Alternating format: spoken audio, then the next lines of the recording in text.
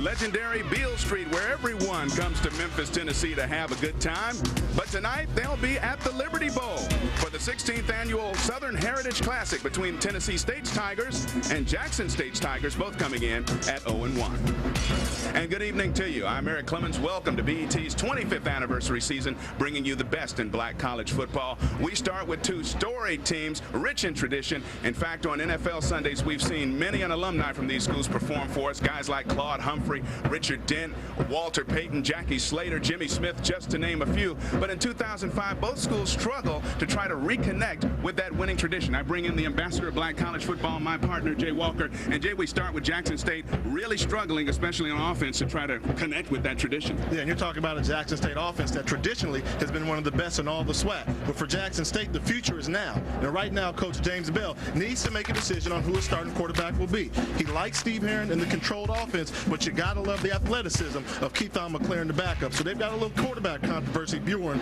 at Jackson State. And the unfortunate thing about quarterback controversies, they normally don't lead to a lot of wins and losses for the season. On the other side of the football, Tennessee State's Tigers, they have a big question to answer offensively, and it's going to be tough to answer it. Yeah, the key is, what are you going to do? You got a new coach taking over in Coach Webster. What is he going to do? For the past 3 years, they ran the ball better than anybody else on the Division I AA level. But the key thing is they're losing their All-American. Charles Anthony's no longer here. He's playing professional football now. Right now, they've been using running back by committee. They got to find somebody to step up and be the go-to running back for the Tennessee State Tigers to have a successful season. All right, now it's time for our national anthem. Jive Records recording artist Charlie Wilson about to perform it. Wilson will be releasing an album next Tuesday entitled the same name, Charlie Wilson. Here he is with the national anthem.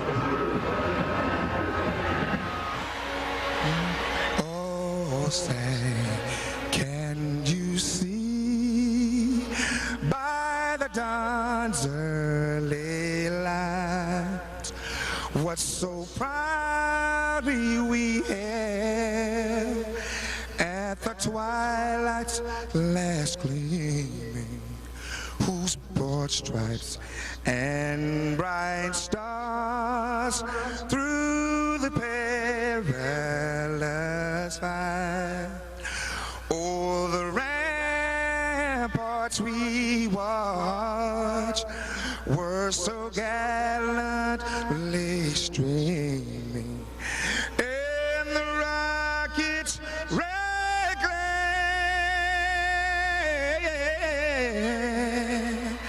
the bomb bursting in air gave proof through the night that our flag was still there. Oh, say does that star-spangled banner yet wave,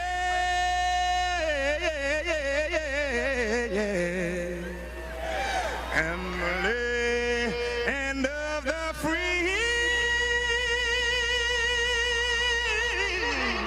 and the home of the brave.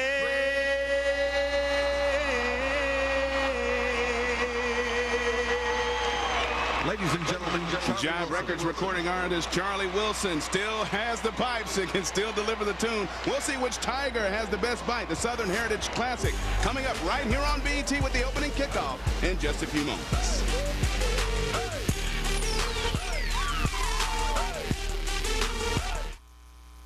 By Southwest Airlines, over 2,800 non-stop daily flights to 60 destinations all across the country.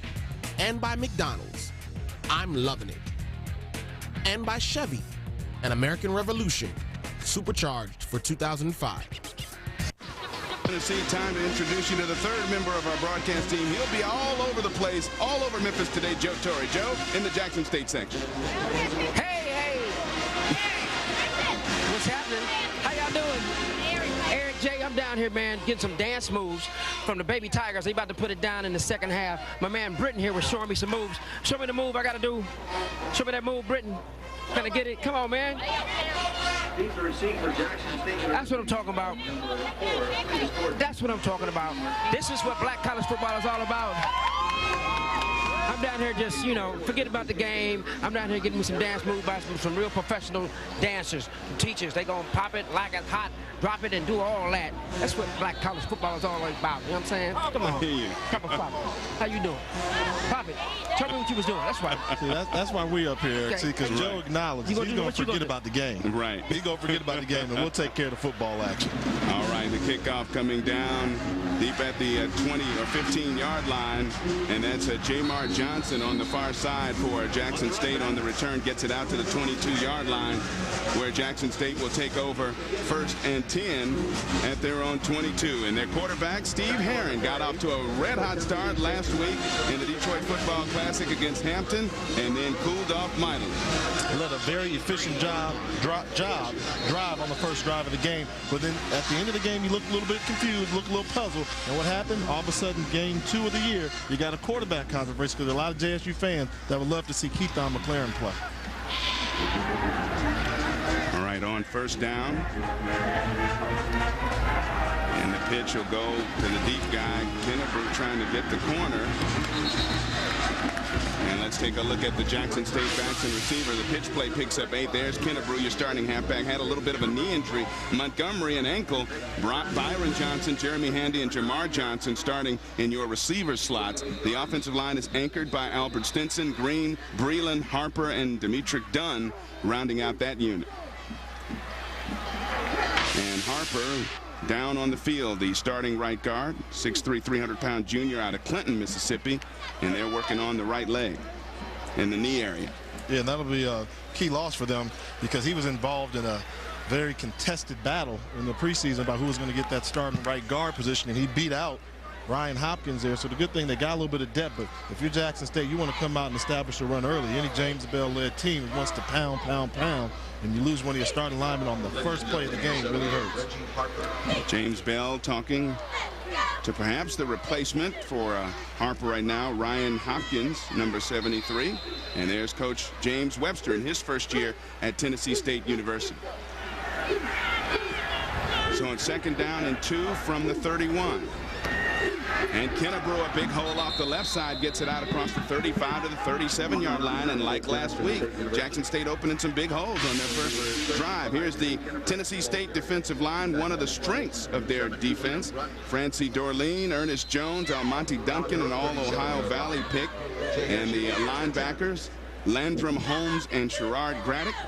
And the secondary, Aaron Strong, Dominique Rogers, Nikita Rutland in at Roverback today, and Justin Williams at the free safety spot. On 1st down, quick swing out to the near side.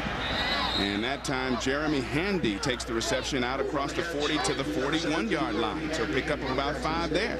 And that's an easy throw to make. And one thing we know about this Jackson State team, they get off to good starts on their drives. They come out with a great game plan for the first series. I think they use scripted plays is what I think they like to do. Script the first 10 plays of the game, and they seem to be doing a good job thus far moving the football. And you see last week, their first drive flawless, eating up over 9 minutes, 16 plays, 85 yards against Hampton, and now we have a pre-snap flag.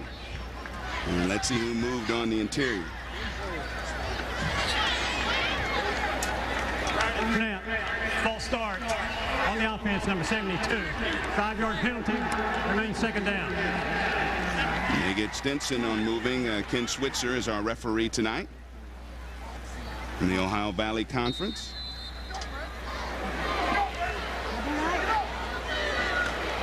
So it'll be 2nd down and a little over 10 yards as that 5-yard gain on 1st down wiped out on the swing pass by the penalty. So 2nd and call it 11 from the just about the 37-yard line.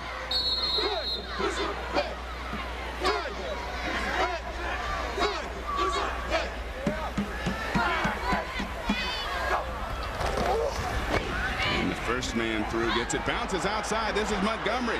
He gets into the secondary, and Montgomery finally dragged down at about the 35-yard line. A pickup of 27 on the play.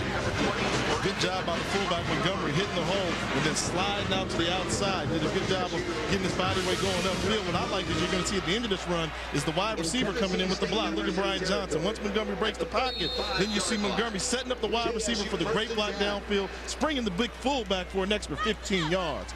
Again, Brandon Montgomery tweaked an ankle last week, but Coach Bell said everybody who had a little injury in his backfield turned out just fine. Steve Herron doesn't like what he's seeing out there with the formation. He's going to burn a timeout and talk it over with the coaching staff. Again, Jackson State, an impressive first march. It continues when we return to first quarter action in just a few moments.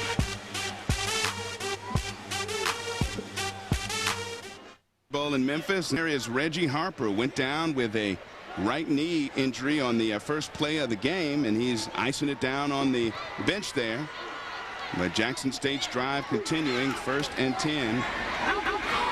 And given to the far side, and this is Cletus Gordon on an inside reverse, and he had nowhere to go. In fact, he'll lose a couple. Jay Walker, my broadcast buddy up here, your keys to victory in this game. If you're Jackson State, you got to get strong quarterback play. I don't care who's in there, whether it's Steve Herron or Keith McLaren. The quarterback has got to be in control. And on defense, you need strong play from your front seven. That means your defensive line and your linebackers have to dominate the line of scrimmage and force Tennessee State to throw the football rather than run all game long like they would like to do. All right. No flag. Your Tennessee State keys a little bit later.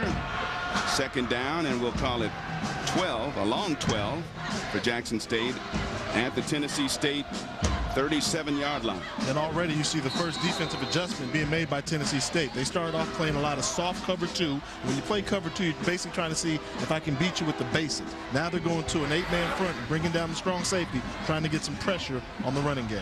3 receivers split to the near side. Nearest to you is Cletus Gordon, their big playmaker. And the quick inside pass to him, and Gordon is met by a lot of white shirts and met hard at the 35-yard line. Now the keys to Tennessee State to win this one tonight, Jay. Well, for Tennessee State, you have to be aggressive on your special teams play.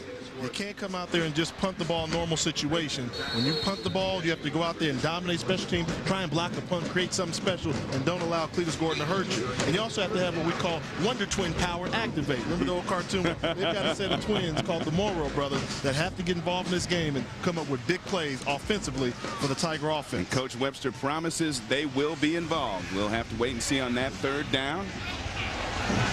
For Jackson State, call it an even 10. Herron looking down the seam, and his receiver kind of knocked off the route a little bit, wasn't even looking back for it.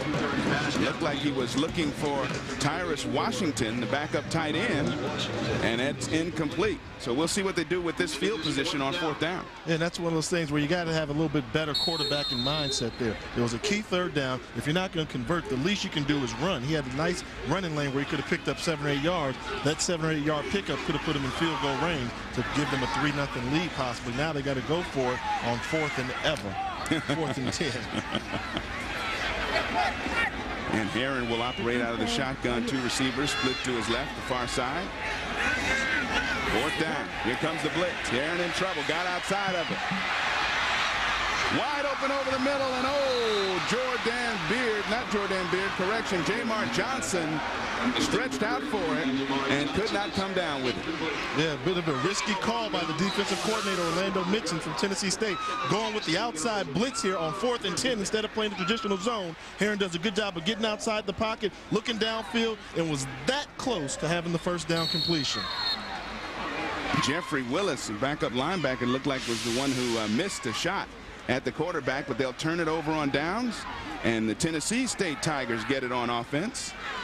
Their quarterback by Bryson Rosser, and Coach Webster said, so goes the quarterback, so goes our team, so goes our offense. He has to be consistent, and there's a fumble on the first snap, and it appears that the dark blue jerseys may have it. Jackson State does recover. And that one is picked up on the Jackson State defense by Bobby Colvin, 6 foot 240-pound junior. Let's take a look at the ball and see if it ever gets up there. It looked like it never got to the aiming point that it was supposed to get to. Unfortunate turn of events early for Tennessee State. So first turnover on the first play for Tennessee State. Jackson State has it back in great shape. 1st and 10 from the 33-yard line after the fumbled snap. So Steve Herron at quarterback. And in motion, Jamar Johnson to the far side.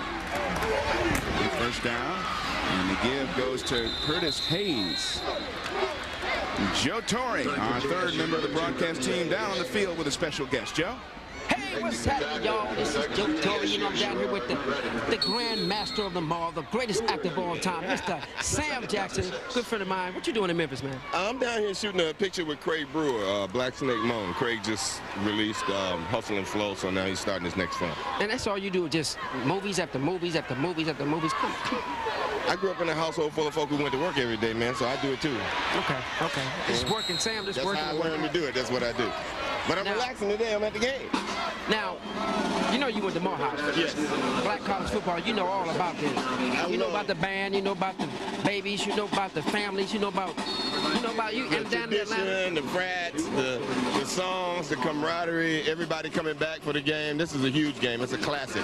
Everybody comes from all around to come to this game. There's people here from Arkansas, Mississippi, Alabama, all the way across state, Tennessee, Nashville, Chattanooga. They're from everywhere. South Carolina, North Carolina. Hey, and now what you think makes it a classic? What makes a classic a classic? These rivalries have been going on forever. These are schools that had to play each other for a very long time because there was no integration. So the only people we could play was each other. So for a long time, you know, Tennessee State, Florida A&M, Jackson State, Grambling, all these schools, they can only play each other. They can never play white schools. So the games became rivalries over the years and traditions that, you know, people show up to. They come cheer for their favorite teams, and some very famous players came out of these schools. I saw Joe Gilliam play when I was growing up in Tennessee. I saw Bob Hayes play at Florida A&M. And, you know, these cats, man, were like legends in the NFL, you know, and now they went on to bigger things. And they seem to think that black college football is sort of diluted because of integration. You know, the better players go to the biggest, you know, Division 1A schools, but, you know, it's still an exciting game. It's still exciting for all of us to be here and be part of this and, you know, enjoy these cats hitting each other. You just taught me something. Eric and Jay, I know y'all didn't know that history lesson as well. So not only are you an actor, you're a historian on black college football. I've been alive a long time. Been alive a long time. We'll see y'all later. We about to go get some ribs. You're right.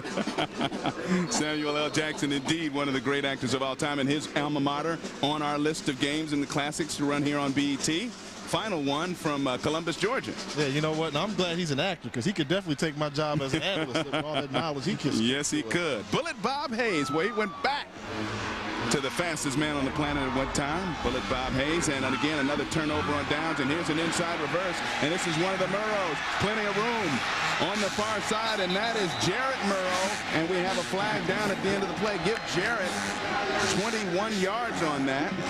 Let's take a look at the Tennessee State backs and receivers. Javaris Williams getting his second consecutive start. Daniel Williams, the fullback in front of him. Johnson, Burnett, and Woods. And the offensive line, Alexander Pitts, Cecil Newton at the center, Rouser, and Walker. And let's see how they sort out the flag here.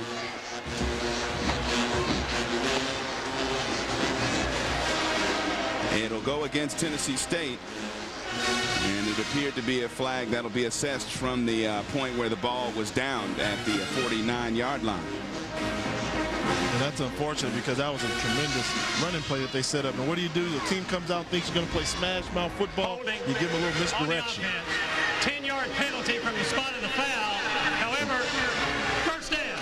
Coach Webster there can't be pleased with that, but you got to like the result. So you still got a first down, and you see the holding here at the end of the play, and you hate to see that with that hold right there, taking them down that way because the block really wasn't needed, but you can't be mad at the effort level given by a wide receiver trying to block downfield. That was brother Gerald who commits the hold there. So it'll be 1st and 10 for Tennessee State at the 41-yard line. Bryson Rosser the give to the halfback, and picking his way around the near corner is Javaris Williams, who had 60 yards on 23 carries last week, and he picks his way for 13 yards. Let's take a look at the Jackson State defense. Quentin Scott, Darian Billups, Brandon James, and Bobby Colvin along that defensive line. The linebackers, we get a new starter, E.J. Hampton, and one of the outside spots today, Lewis and Hardnett there. Cletus Gordon, Tomasio Levy, Dylan and Dancy, both hard-hitting safeties, coming up to meet you when you get that ball past the line of scrimmage. Rosser on the rollout, and he's going to keep it and go out of bounds. Maybe he gets a yard. Nobody open open downfield on that one. Yeah, trying to find a little misdirection. I thought there was a soft spot in the zone. One of the Morrow brothers was sitting softly in the zone, but I think because Rosser was on the move outside, he overran the inside curl route and wasn't able to locate the wide receiver. But trust me, offensive coordinators never get mad when you just throw the ball away, don't get sacked, or don't throw an interception. So you live to fight another day on second down. Bryce and Rosser operating out of the shotgun with 2 receivers split to either side. On 2nd and 10. Rosser has his man complete down inside the 40 to the 39-yard line. All right, James Webster, today's Coach's Coach, brought to you by Chevy and American Revolution Supercharged for 2005. And James Webster, this is his first experience with the Classics. He talked to us about it a little bit earlier. These Classics are very emotional games, and you really have to prepare your team properly because it's hard to play this many emotional games in a row. You know, whereas a bowl game, you only have one, which is the end of the year. Of course, you do have your rival games too. But I'm finding that the interest is very, very high. It's not like a regular season game, and you have to understand also that this is not a conference game for us. It's a non-conference game. But I have the feeling that the emotion involved is more for the Classics than it is for the conference games. And Coach Webster has been around for quite a while. After graduating from his alma mater, North Carolina, he picked up coaching year after in 1973 and has been an assistant until this season, taking over Tennessee State. We had a penalty, a chop block against Avern Alexander, so that cost the Tennessee State offense 15 more yards. So the little swing pass coming out this time for Tennessee State, and picks up a couple. So it'll be 3rd down and very long for the Tennessee State offense. And that's the unfortunate thing about penalties. Sometimes penalties can become just as damaging as a turnover can be, or as a fumble, because you're moving the ball downfield, then you get one of these 15-yard penalties, and now when you punt the ball, they may get the ball in better position. They would have had it had you not had a penalty. So that's why coaches just cannot stand penalties and drive coaches insane. 3rd down and very long. Inside reverse. This is Gerald Murrow. Has some room on the outside and great speed, and Murrow gets it well into the territory of Jackson State, picking up 17 yards on the play. He'll still be about 6.5, 7 yards short of a 1st down. Yeah, one thing about Coach Webster, he's a man of his word. He said the Morrow brothers were going to find a way to get the football. If Bryce and Rosser can't throw the ball to him, I'll hand the ball off to him. And it's interesting for Jackson State. They played Hampton last week, which was an offense that liked to run the ball right at you, straight ahead. Now they're playing Tennessee State, and Tennessee State's running to the right, running to the left, and then going forward. So they're not playing smash mouth football, and Jackson State has to make some adjustments. Michael Strife averaging 42.5 yards a kick, trying to get that one up high, and it is high. And Cletus Gordon fair catches it down at the 7-yard line, a 38-yard punt with no return. We are scoreless, 6:22 to go in the 1st quarter at the Southern Heritage Classic. We'll be right back.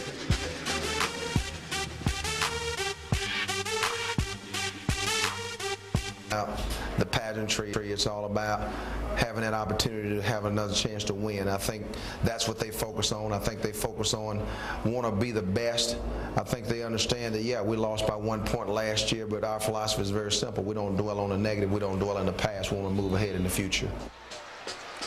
James Bell not too happy with the results of that play. David Kennebrew met behind the line of scrimmage and met hard, brought down by number 99 Almonte Duncan, the 2nd-team Ohio Valley Conference pick from last season.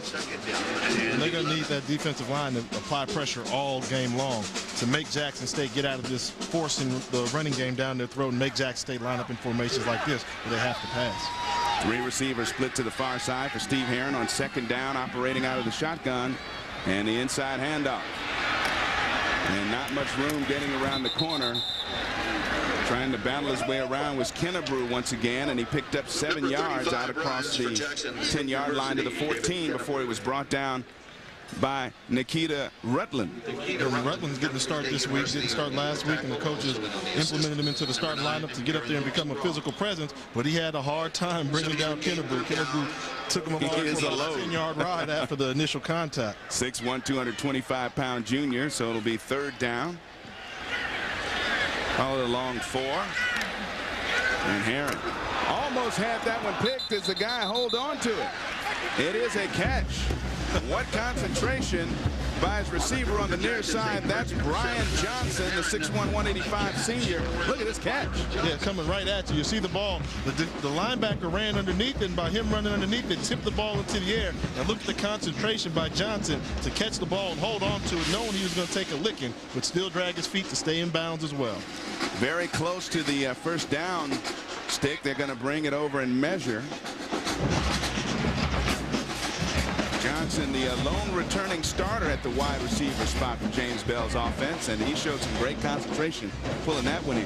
And that's what you need from your seniors. He's one of the few seniors you have on this team that's playing for Jackson State. You need somebody to step up and make those type of plays that have to be made, and the senior understands the sense of urgency in the game to come up with the big catch. That one left about 20 inches or so short, so James Bell's team going to be forced to punt here on 4th down deep in their own territory. And Dominic Addison is going to be back in deep punt formation. He'll be punting it deep to Jarrett Murrow. Last week, Dominique had a little bit of trouble. Jackson State special teams were suspect. Addison was punting the ball with low-line drives, and the Hampton return man, Marquay McDaniel, ended up hurting him for some big returns. Let's take a look and see what Jarrett Morrow can do on this return.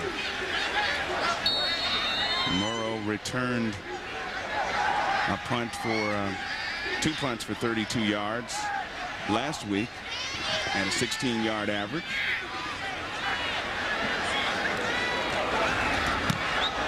Took a while to get that one off. And Murrow going to fair catch it right at his 40-yard line. 5:26 to go after the 43-yard punt. We are still scoreless. The Southern Heritage Classic in Memphis, Tennessee.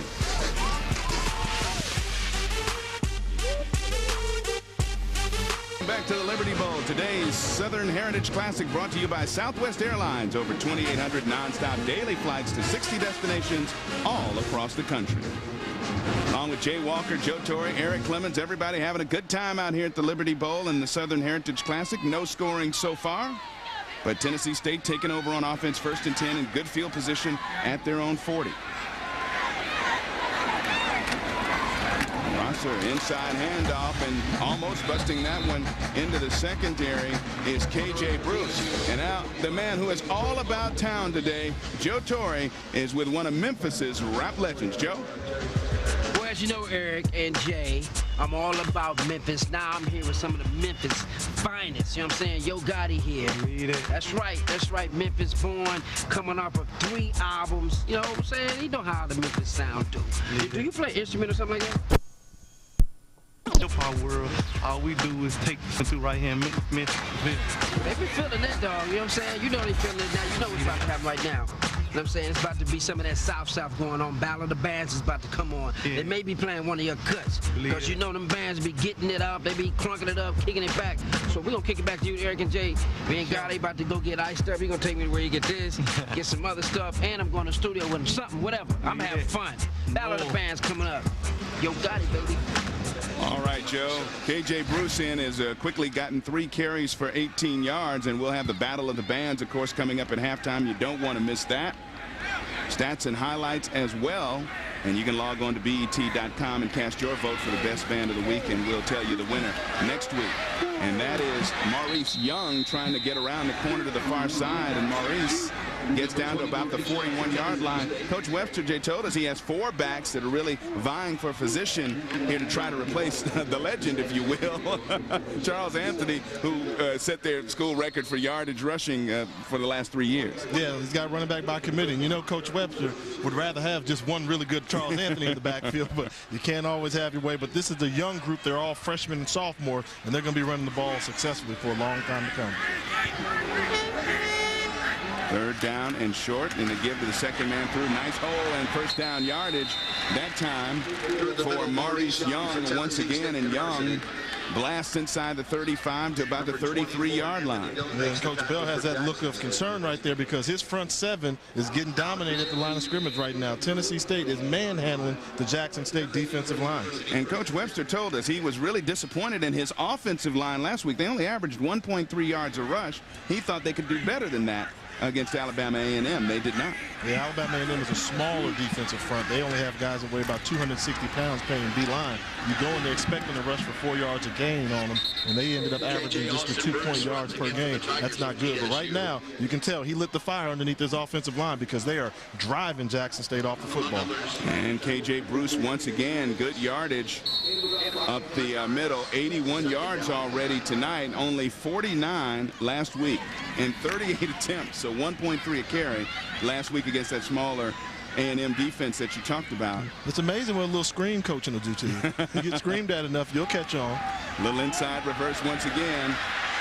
And trying to get the corner, and it looked like little Jarrett Murrow, all 5'7", 165 of them, collared down before he could really get it going. Yeah, I'm going to tell you, I love this play because Eddie Woods, if you like football, you're going to have a good time watching Eddie Woods when they line up in this formation. Eddie Woods is number 85. He lines up at tight end, and when they do the end around, he's like a pulling guard. He's just having fun going out there, wiping out folks, having little Morrow behind him.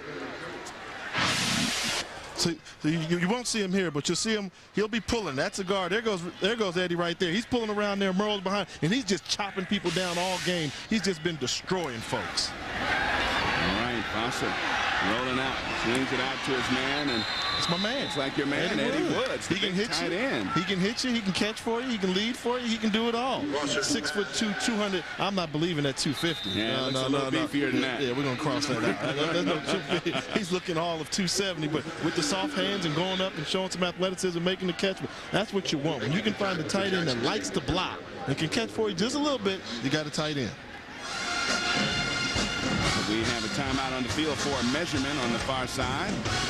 And let's see if the big tight end used that 270 pounds to get it. He did. Got it by about a half a football. See, and if he was 250, he wouldn't be winded right now coming out the game. See? But see, hey, go ahead and have a seat. Yeah, you're a little tired. 200, carrying 270-pound frame, you know, that'll wind you real quick. He earned his break. He had to kind of bull his way through a tackle to get that first down. He really has been wiping out and sealing the perimeter for the Tennessee State running game. Tennessee State starting in their great field position at their own 40 and driving it down the field right now as we go inside of a minute to go here in the first quarter. Bryson Rosser. Hand off to the second man through a big hole. And that time it looked like K.J. Bruce once again. No, actually it was Maurice Young. He gained 7 more yards. So everything between the tackles and everything, big surge from that offensive line. Yeah, hitting the hole hard. Look, take a look at the center right there. You got Cecil Newton making his first start of the season, replacing Nicholas Million, who went out with a leg injury, with the center Newton doing a good job of sealing the middle of the offensive line, allowing a big wide hole for the running back Young to run through. And hand off again, second man through. More yardage and room for K.J. Bruce that time. And Bruce goes off the left side, and I think he might have first down yardage. Looking at the spot, I think he did get it, so it'll be 1st and 10 from the 12-yard line for Tennessee State, marching it down smartly. Yeah, just pounding the football, and it's been a successful first quarter for the Tennessee State offense, establishing the running game early. And I think that'll be the last play of the first quarter as time is expired on the clock. We are scoreless, but Tennessee State's Tigers are threatening Jackson State. We'll be back with the continuation of the drive in the second quarter from the Southern Heritage Classic from Memphis State down at the 12-yard line. Battle of the Bands, last week's winner, Jackson State. Thanks to your votes, they defeated Hampton University's marching band. Of course, at halftime, you can log on to bet.com/BCF and cast your vote for the winner of the Battle of the Bands between the Sonic Boom of the South and the Aristocrats of Tennessee State University. See which band is the best. That's coming up at halftime. We'll take a look there at the Jackson State offensive line coach trying to get the schematics down of how they can get their running game on par. It's SWAC, and what a festive environment this is down here in Memphis. I mean, what makes this game so special, it's all about location. Memphis, Tennessee is exactly 2.5 hours away from Nashville, which is where Tennessee State is, and it's 2.5 hours away from Jackson State. So they just got a nice little place to meet and mix and do their thing. All righty. So first down from the 12-yard line. Formation, 11th play of the drive, and to give to the second man, K.J. Bruce, and Bruce gets down inside the 10 to about the 7-yard line. Today's first quarter stats brought to you by McDonald's. I'm loving it. Take a look. First down's about even. The rush yards, Tennessee State, especially on this drive, really taking control in that area. Passing yards about even. Neither team has done much through the air. Yeah, but that's what matters. I mean, it's 0-0. All tied up. Both teams have had some explosive plays, but nobody's put the ball over the goal line or through the uprights. 0-0. That's my first quarter stat for you. All right, good enough.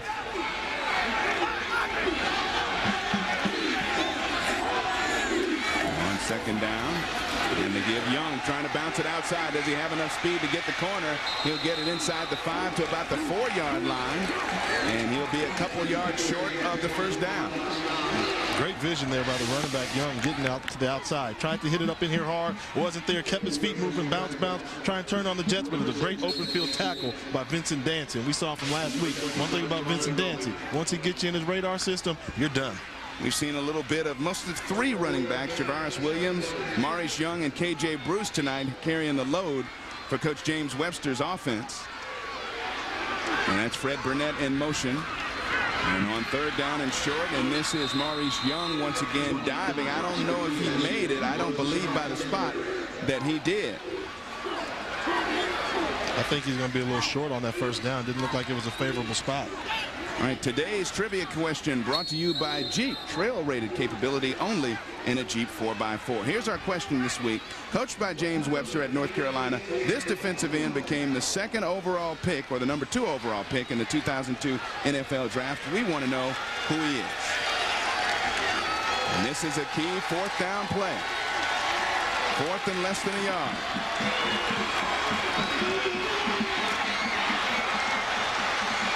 He's going to need a heck of a second effort to get it. Boy, Javaris Williams bounced off the initial contact, tried to keep those legs turning forward, and like Coach Webster, I just don't know whether he got enough to get that first down.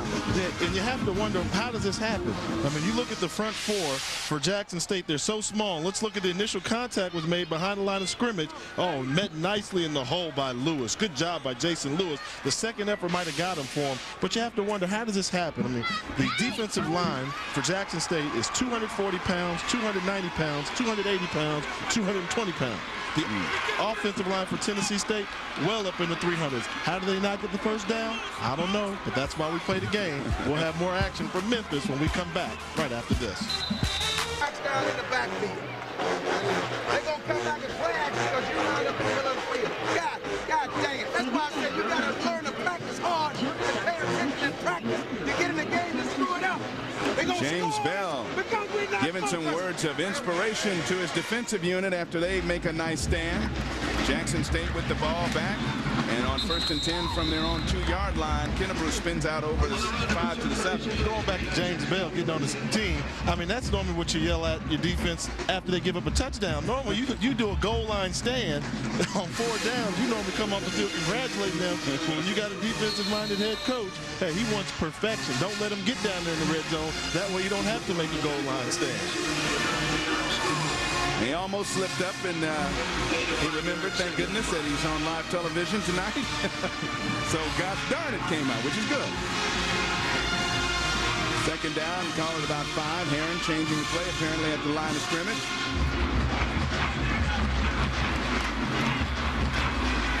And the late pitch going out to the far side, and I believe it's this time it was Curtis Hayes, and we have a flag down on the play. So we'll sort out the pile there and see what the infraction is.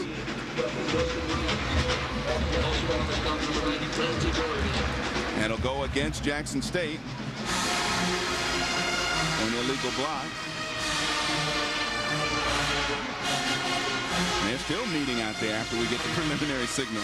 Yeah, I think they got to do a point of contact foul. Where did it take place? And the wide receiver was downfield doing the block, so they're going to find out where the infraction took place and give us a spot. And unfortunately, it's not going to be good news for Jackson State. Not at all. Illegal block in the back. Number 20 on the offense. Penalties half the distance to the goal. Down remains the same.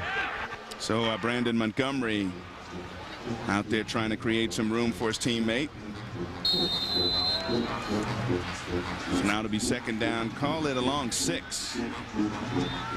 Seen a couple of defensive stands, and not a whole lot of offense. Both teams trying to establish the run game here in the first half of the 16th annual Southern Heritage Classic. And Steve Herron, the Jackson State quarterback, with a lone setback behind him, and gives a lot of room off the near side. A nice spin move. And out now, close to the 15-16-yard line for 7 yards is Curtis Hayes.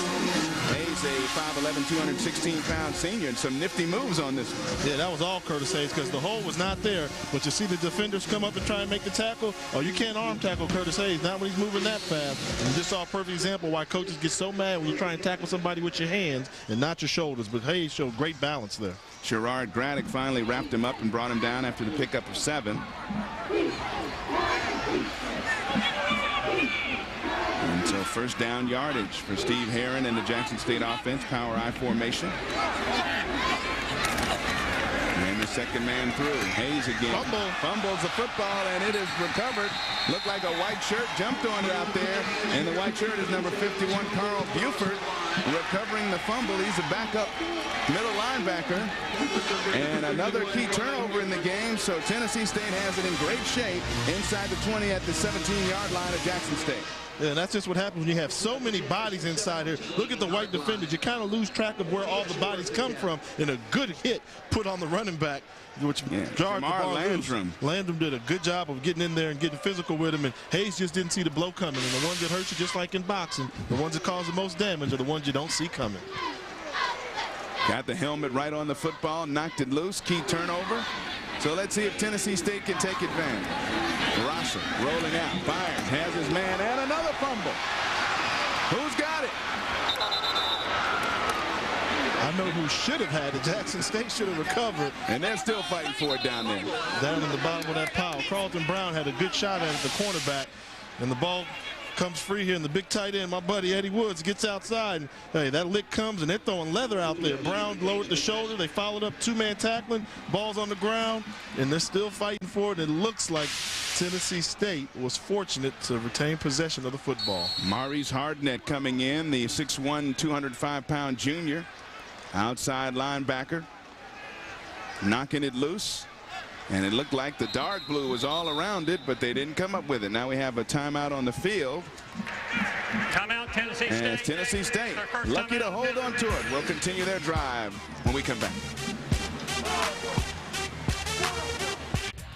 This portion of the Southern Heritage Classic is brought to you by Jeep. Trail-rated capability, only in a Jeep 4x4. To have retained possession of the football. And the two quarterbacks together, 8 of 10, just for 21 yards. And Rosser back in the game. Little swing pass is too high. Is it intercepted? Hardnett off the deflection, off the left hand of the intended receiver, Javaris Williams. I believe he caught that football in the air. So another turnover. Wow. Great athleticism shown there by Hardnett, though. The concentration coming up with the interception when he clearly could have ran bar the ball. But that's having a football IQ, knowing where you are on the field at all times. Maurice Hardnett out of Pass Christian, Mississippi. And more concentration. Not from a receiver this time, but from the linebacker. Yeah, I mean, you know, two defenders out there, and the ball was overthrown, so quarterback gets a double negative there. One, he threw the ball to a guy that wasn't going to gain positive yards, and two, he threw the ball too high. So off the turnover, Jackson State gets it back, 1st and 10 from its 17, and that's Kennebrew. Kennebrew gets about 3 up to the 20 off the right side. And I was going to say, going into the last drive, I was saying we haven't heard from David Kennebrew since that first play to open up the game when Jackson State got the ball. And now Hayes has some success.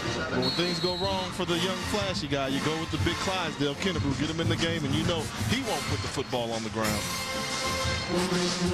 David Kennebrew suffered a knee contusion last week's Detroit football classic against Hampton University. Coach Bell says he and all the other backs that were injured. Curtis Hayes tweaked an ankle, so did Olandis Rogers. He says all 3 of them are fine. Herron pulls it down, decides to keep it, and he's going to be dragged down just outside the 20 to the 22-yard line. Joe Torre, our man, out and about Memphis, Tennessee, and the Liberty Bowl. Joe, where you at now? Well, Eric and Jay, as you know, I'm all about town. Now, I'm in Memphis, Tennessee, down here in Stax Records, standing in history right here, where a lot of famous R&B and blues legends have recorded. I'm with Just in Life. I mean, it's home of the blues, rock and roll, got your gospel sound. This museum right now In Memphis, Tennessee. Right on this corner, too. We're on the same spot where Stax Records stood.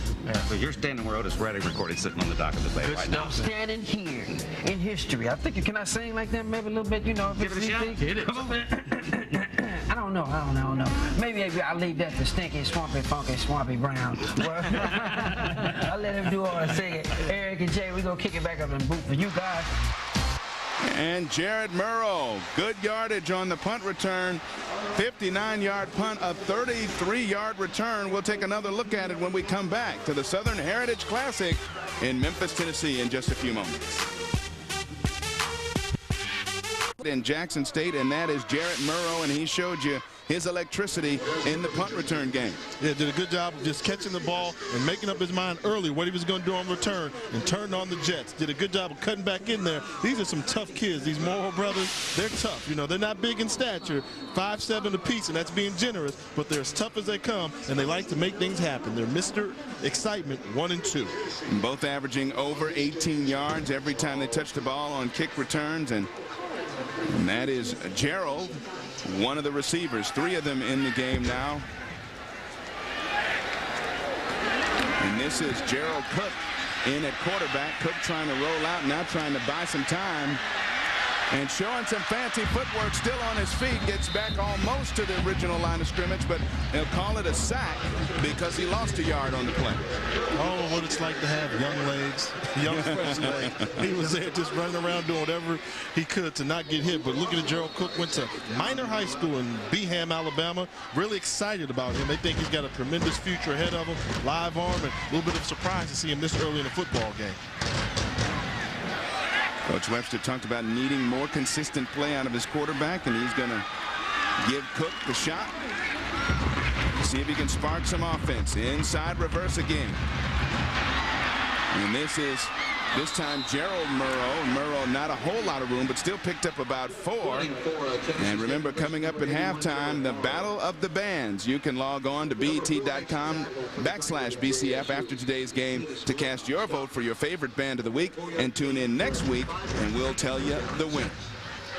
Looks like Jackson State right now. Those are the defending champs. Yeah. they're the defending champs. Now, when we do this battle, is it like in boxing, or the tie goes to the champ? We'll go That's a good question. We'll go tie goes to the vote. No, okay, yeah. They log on and vote. I doubt if it'll be a tie. Gerald Cook doesn't see something he does not like with the defensive alignment. He's going to talk it over with the coaching staff.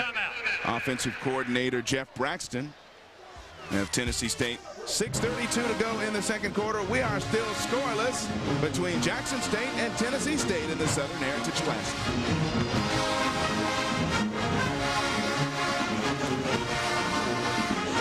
To go in the second quarter here at the Southern Heritage Classic. Today's Classic brought to you by Southwest Airlines. Over 2,800 non-stop daily flights to 60 destinations all across the country. So on 3rd down and 6, and another fumbled snap, and this one's still loose, and it looks like Tennessee State retains some possession.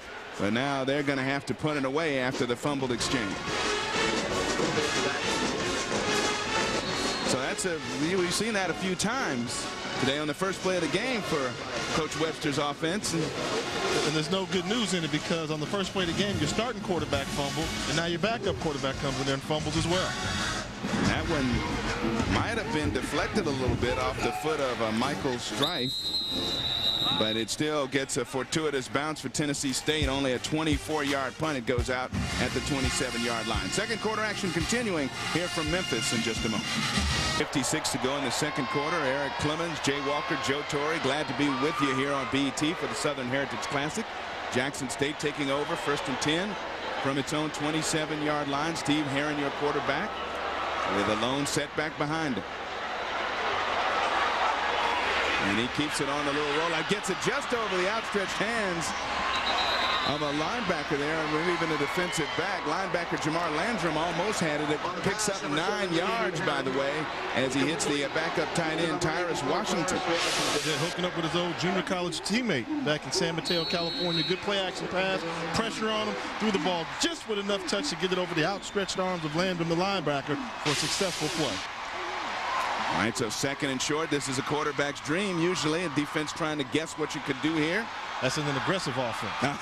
Conservative offense, you probably see a dive. I'm sorry, I keep forgetting you went to Howard, man. You got all that brightness up there in that brain of yours, and, you know, I shouldn't have even said it.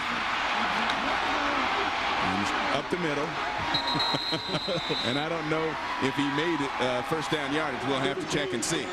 Today's Scholastic Athletes of the Game brought to you by Pepsi. It's the Cola. And Bryson Roster, a senior special education major, averaging 3.7 in his grade point average. David Kennebrew, starting halfback for Jackson State, is a 3.2 GPA in business management. See, I see you. You know, I got to check that quarterback. That's what it's supposed to be. I see you, QB. Reggie Harper, you saw him being helped off the field with the aid of crutches, I should say. Harper injured on the game's first play, injuring his right knee. On 3rd down, pitch going outside. Curtis Hayes gets the corner and gets the first down out across the 40 to the 42-yard line. You know, I know he turned the ball over early when he had the little fumble, but he's one of those running backs that are fun to watch. I mean, he's got a little pep in his step. Every time he touches the football, he puts you on the edge of your seat because you're thinking he can do something special whenever he's in the football game. I think he's going to settle down, and by the end of the year, he'll be the go-to guy at Jackson State if he can hold on to the football. And you saw number 4 in your picture. Cletus Gordon has seen a lot more time on offense in this game than he did in the Detroit Football Classic last week. He split out wide to the near side, bottom of your television screen, and on 1st and 10. You give it to the first man through and plowing ahead. Looked like Brandon Montgomery, the fullback, going straight up the middle for close to 6 yards on the play. And, you know, the folks at home probably wonder why we talk about Cletus Gordon so much. He's just a defensive back. He had 1 interception last week. But right now, he is a number 30th ranked NFL prospect in all of college football. And what does he do? He does last season. He's a great returner. Some people say, Mel Kiper says he's one of the best return special teams prospects in the whole NFL draft. And I think so far this year, he's off to a great season thus far. But he'd like to get some wins before he leaves. Aaron trying to buy some time, getting in their corner, going to keep it. Cross midfield, across the 45, and pushed out of bounds at about the 40-yard line. A 7-yard run for Steve Herron, the quarterback, and he keeps the chains moving for Jackson State late here in the first half. Yeah, good job of making up his mind early that he wanted to run the football, and then showing some athleticism. You know, they think the quarterbacks aren't athletes. Well, here's this for a little bit of athleticism. Got his eyes downfield, looks, nobody's open, put the ball in the left arm, I like that, and then ride your fullback and then go outside, get some extra yards there. Good job on the run of breaking the pocket and the containment and becoming a mobile threat at the quarterback. Mobile, I like it. James Bell looking at his offense 1st and 10 from the 40-yard line. And there was a strange exchange that time. Come on, man. Steve, I just got finished talking about what good athletes the quarterbacks are. And then there, you hold on to the ball in the keeper. Well, he showed some strong hands that time because his big fullback, Montgomery, was about to pull it out of there. Hey, you know, when they do that dive option, it's literally the quarterback. It's his responsibility to yank the ball out of the belly of the fullback. Problem, you get a fullback that weighs about 260 pounds, been lifting weights. Quarterback's only 200 pounds. Fullback should win that battle. And there's Kennebrew off the right side, and Kennebrew gets inside the 40 down to about the 37.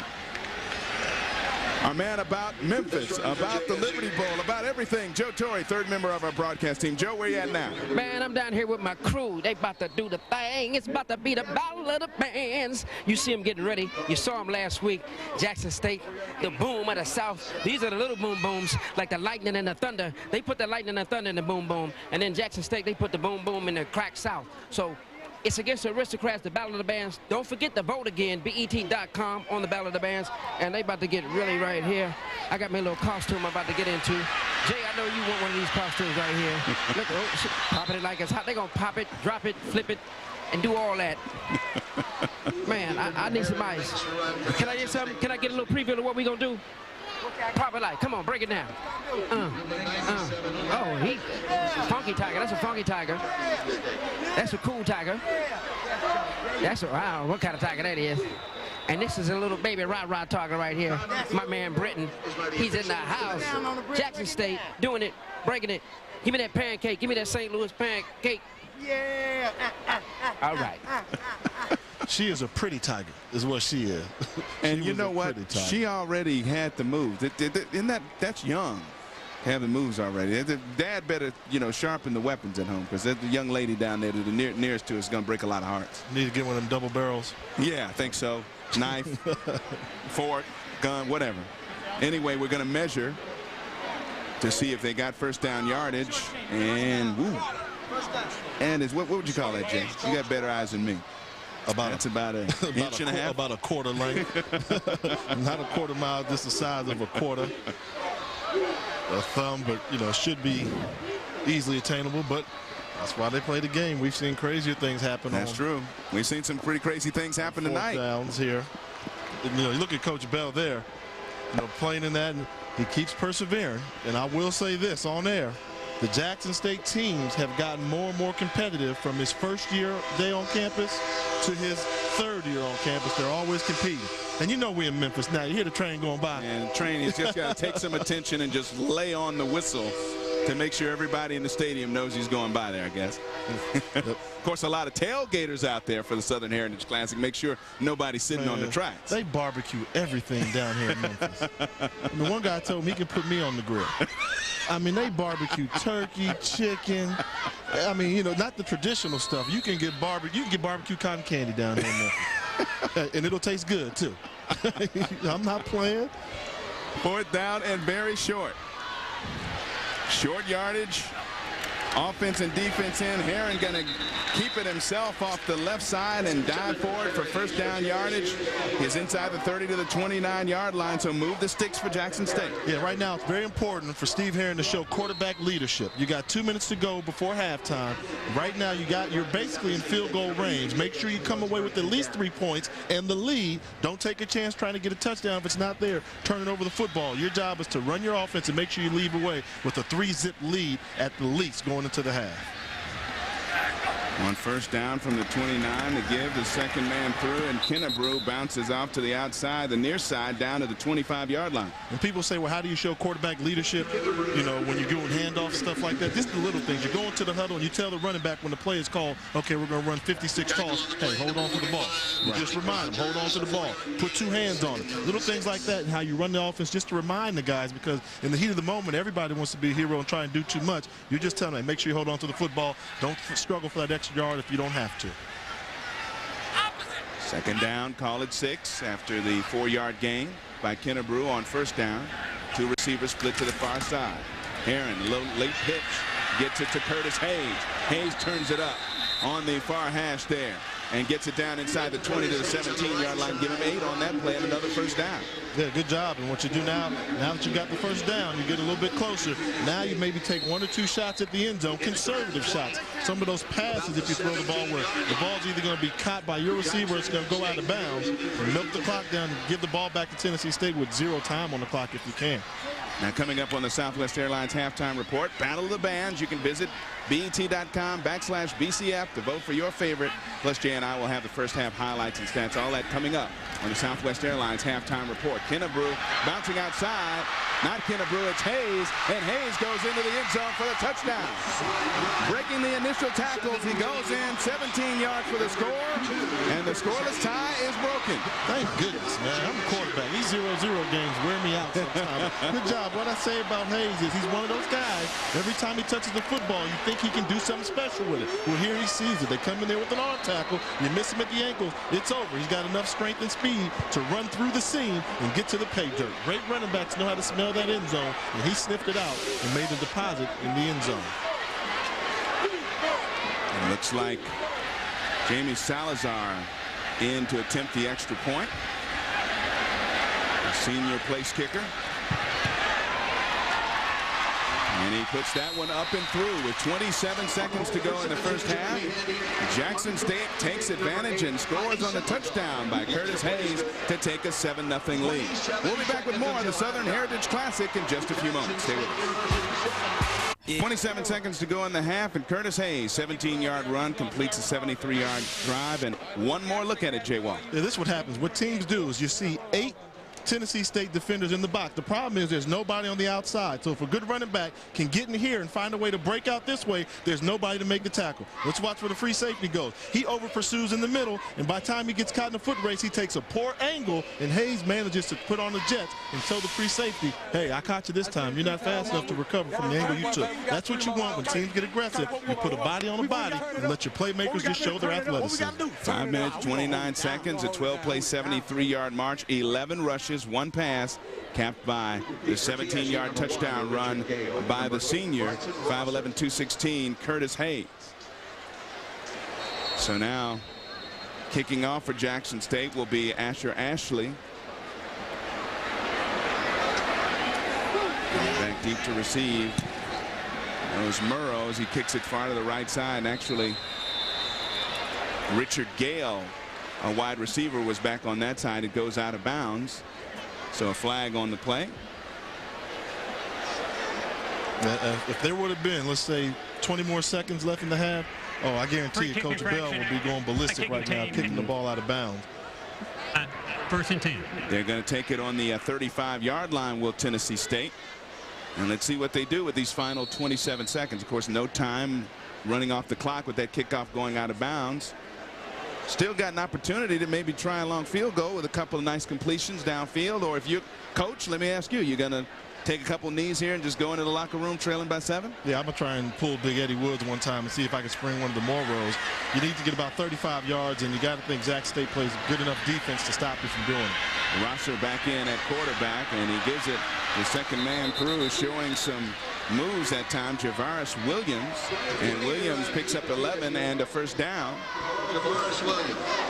Going into the half, you got to think that James Webster is going to be very upset. I mean, his offensive unit played well enough to put some points on the board. They dominated pretty much statistically in terms of moving the ball up and down the field, and they've gone into the half trailing by 7.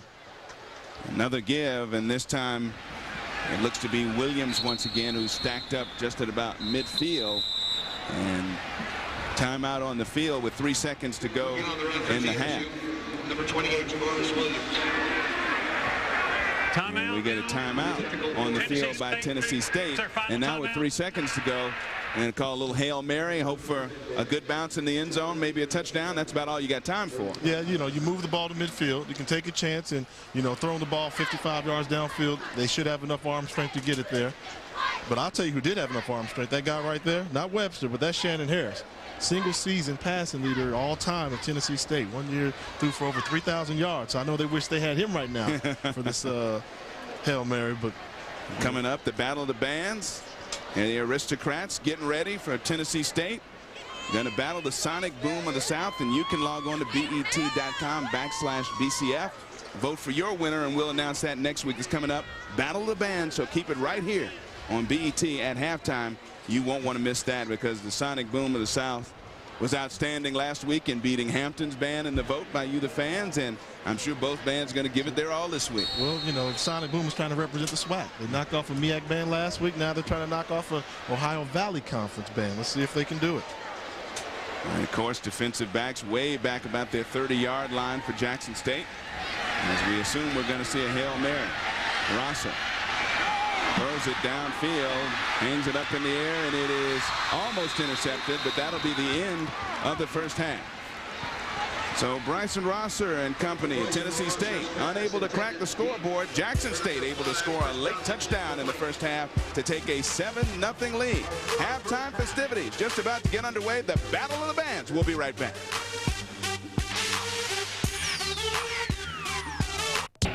Halftime at the Southern Heritage Classic at the Liberty Bowl in Memphis, and today's halftime report brought to you by Southwest Airlines. Over 2,800 nonstop daily flights to 60 destinations all across the country.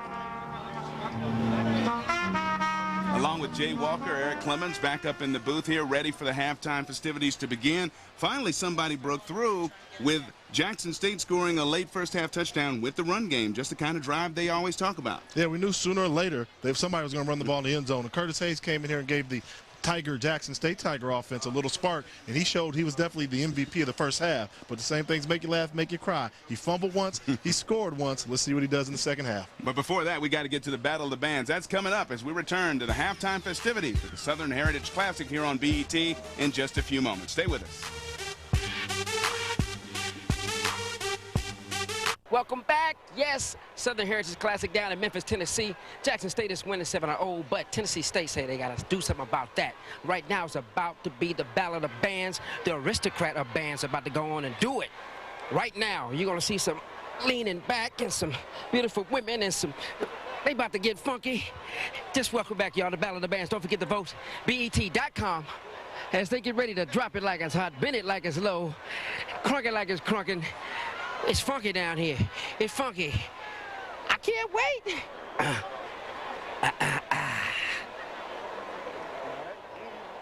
I'm buying the steak one day, all right? You're doing good. By tonight. What do you mean one day? Yeah, I'm gonna hit you tonight.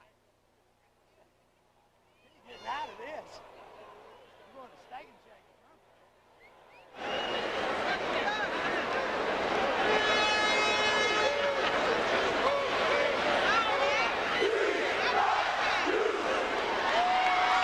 The Southern Heritage Classic is all about the game, but halftime is all about the band.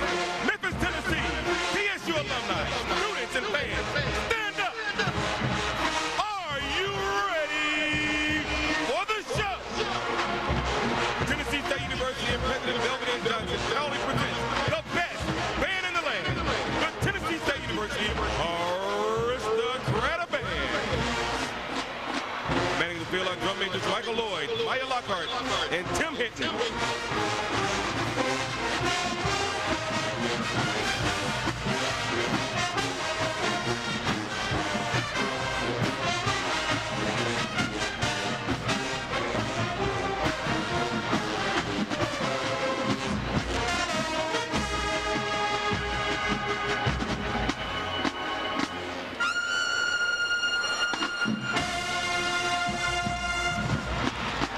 Notice the eye-catching, mesmerizing, sensational precision that only the aristocrats bring.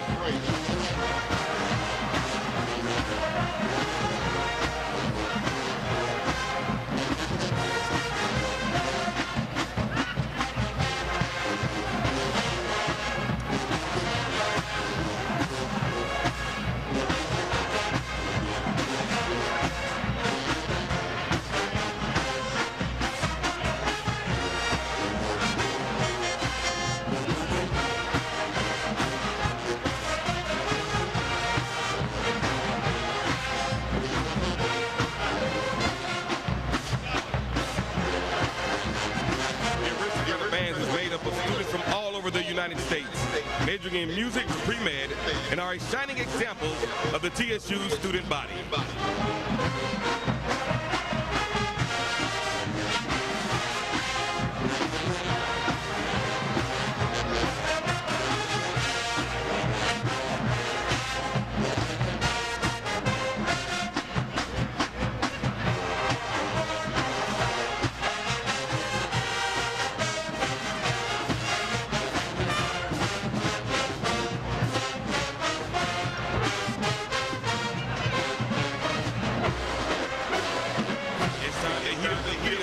As the beautiful, classy, and elegant, sophisticated ladies perform to escape what's up.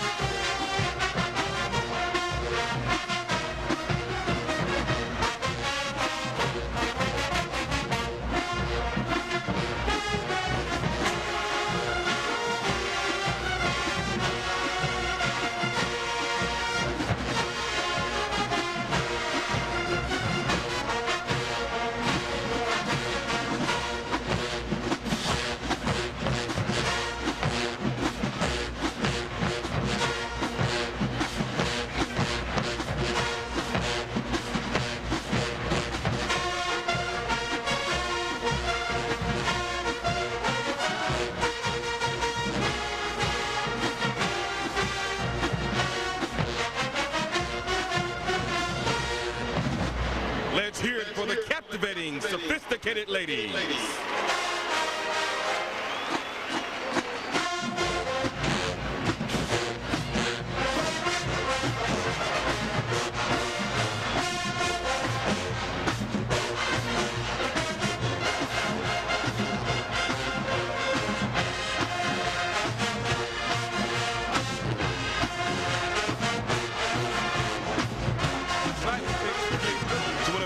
Legendary balladeer, the incomparable Luther Vandross. And boy, as he touched us all while sharing his gift of music, the gift of love.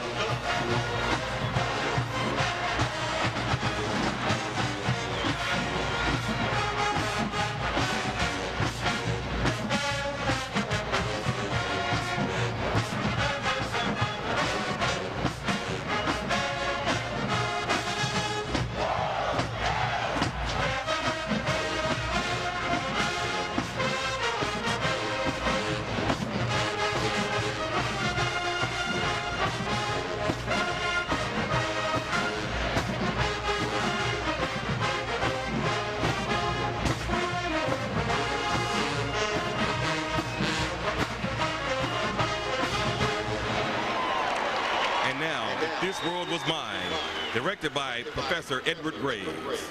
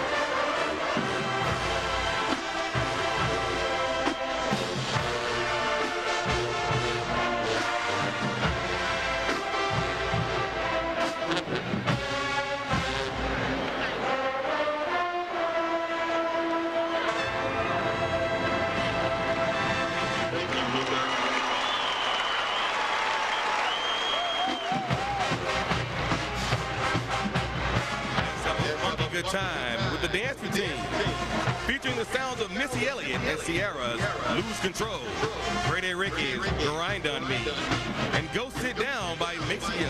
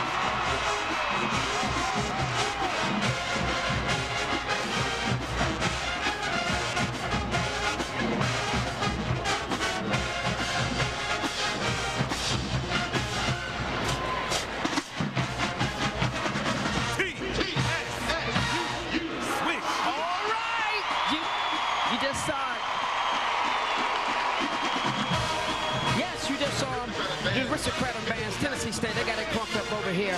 But don't go away. Battle of the Bands, and as you can see and you can hear, Jackson State, the Sonic Boom in the South, is about to do the things. Don't forget to vote BET.com. And please welcome the boom of the South, Jackson State.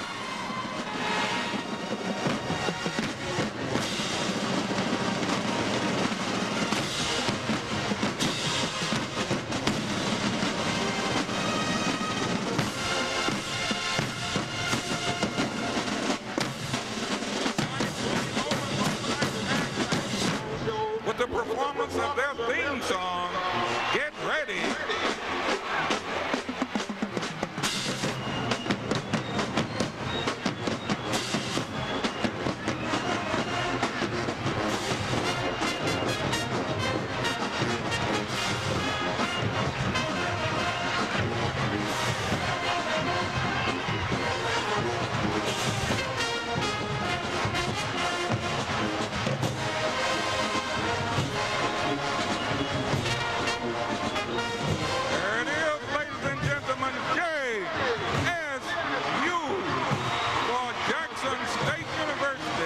Mississippi's comprehensive urban university.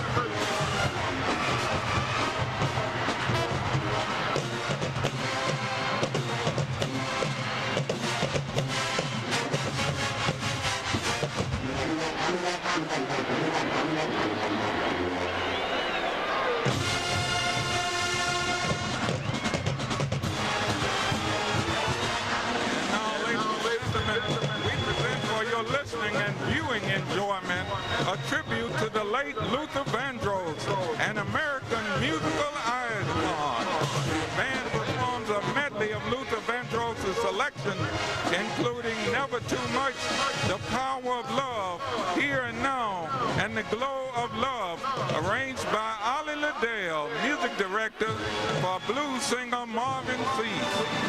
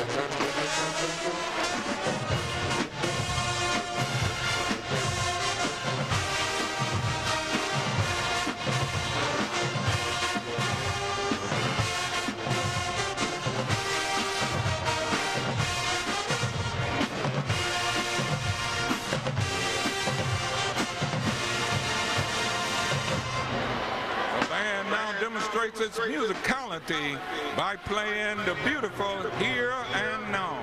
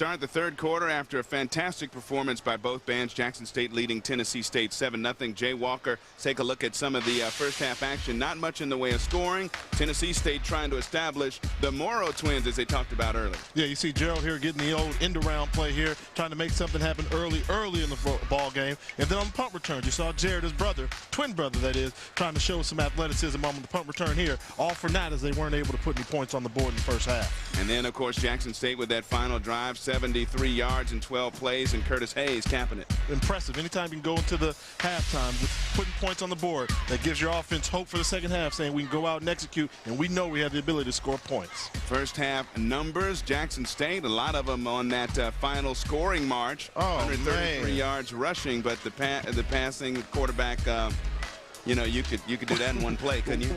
I understand there's such a thing called passing efficiency, and you know, Herron is 6 of 8, which is efficient, but he's 6 of 8 for 22 yards. Right. You know, throw the ball downfield. They're throwing the ball sideways. Less than 3 yards. This is a horizontal passing game. Right. I like a vertical passing game. And Rosser, the quarterback for Tennessee State, the starter, 3 of 5 for 9 yards with an interception. So not much better on the other side. Both these guys are throwing in excess of 65%, but neither one of them really thrown for a first down. And Coach Bell, of course, had to like that last drive. Now, average starts of drives in the first half, Jackson State started from its own 24. Tennessee State average starting at their own 46. And Tennessee State could not break on the scoreboard for Coach Webster. So we'll see what transpires here in the second half as Jackson State will kick off.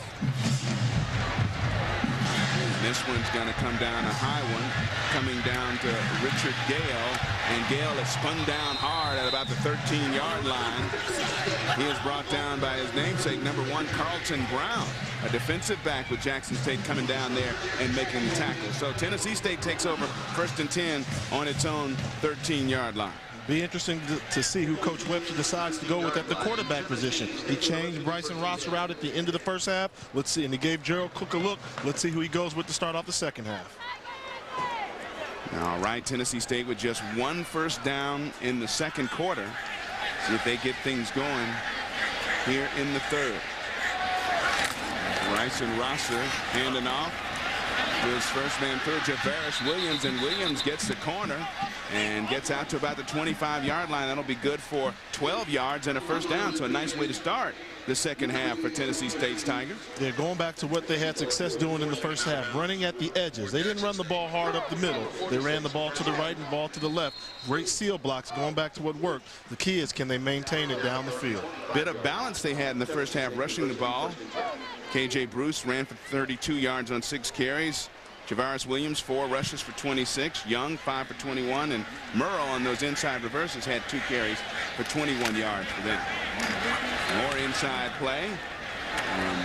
Little misdirection there. Javaris Williams, though, getting the ball and going off the left side for about 4, up to close to the 30-yard line.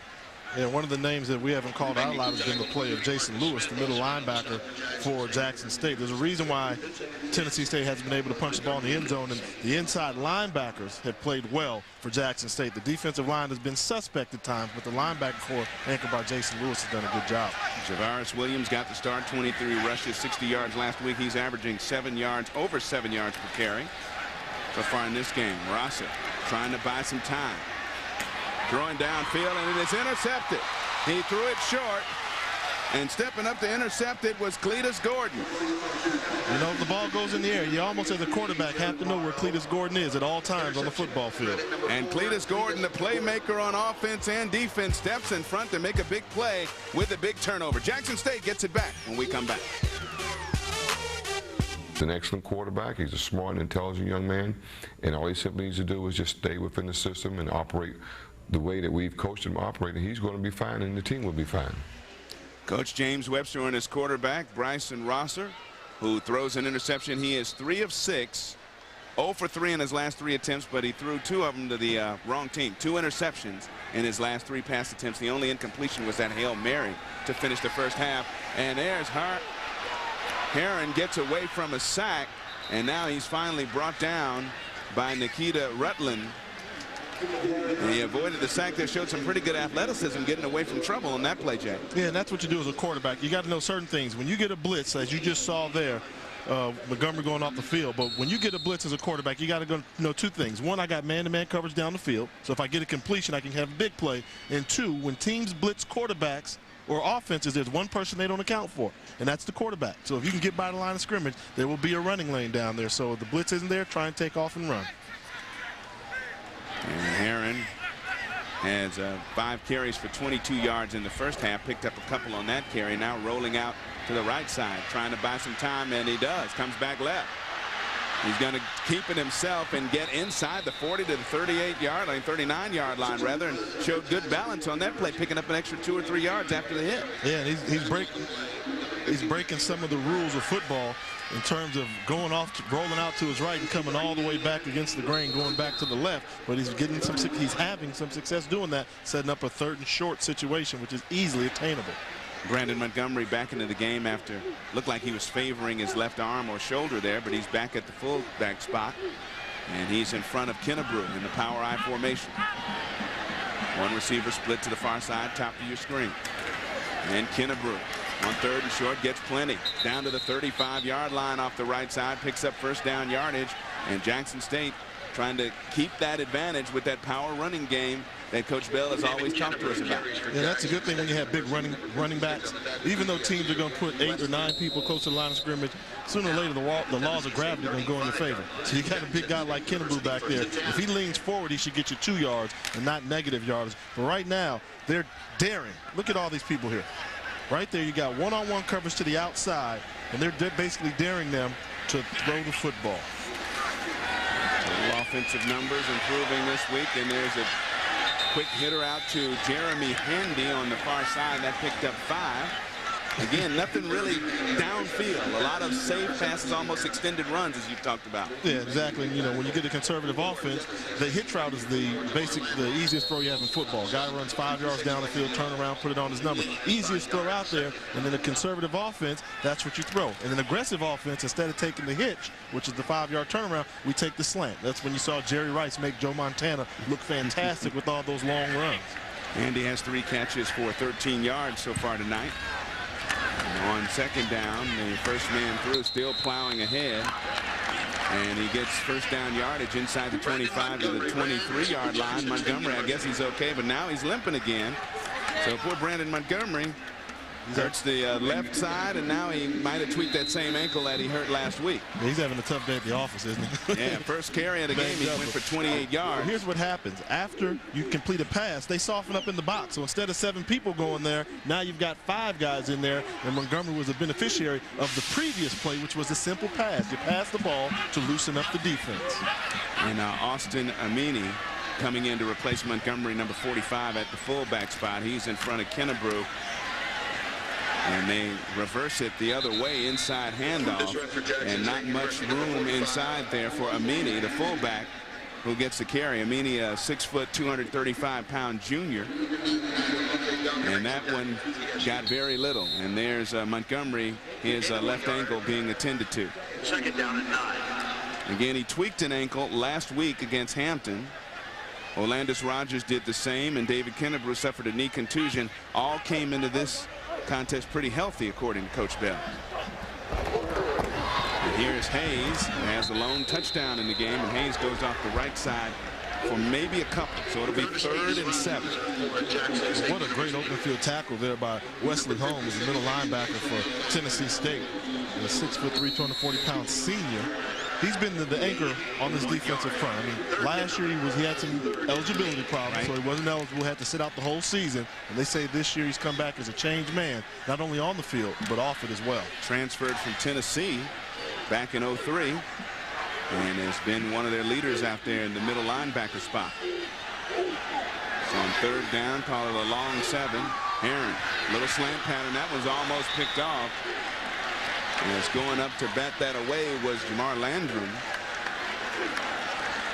I really like Landrum. I mean, he's one of those guys, he's active. You know, there's been a couple plays where he went for the pass they dumped over his head earlier, but he went all out for the ball, and there he's quick to leave his feet. He's always active, and he has one of those motors. I mean, it could be a boring 1-yard run, but he's going to do about 5 different things on that play to make a 1-yard run seem exciting.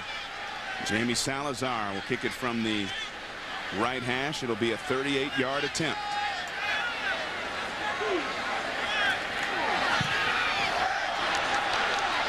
And that one stays right. No good. So Tennessee State and Coach Webster pretty excited about the missed opportunity for Jackson State. The Jackson State Tigers leading the Tigers of Tennessee State still 7-0. Third quarter action continuing here from the Southern Heritage Classic at the Liberty Bowl in Memphis, Tennessee. We'll be back in just a couple moments.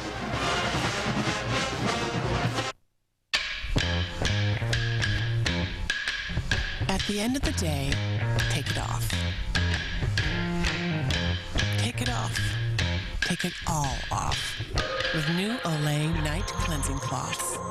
Cleans deep down to the pores like a scrub and removes mascara better than several leading makeup removers. So you get a deep, purifying nighttime clean. New Olay Night Cleansing Cloths. Love the skin you're in.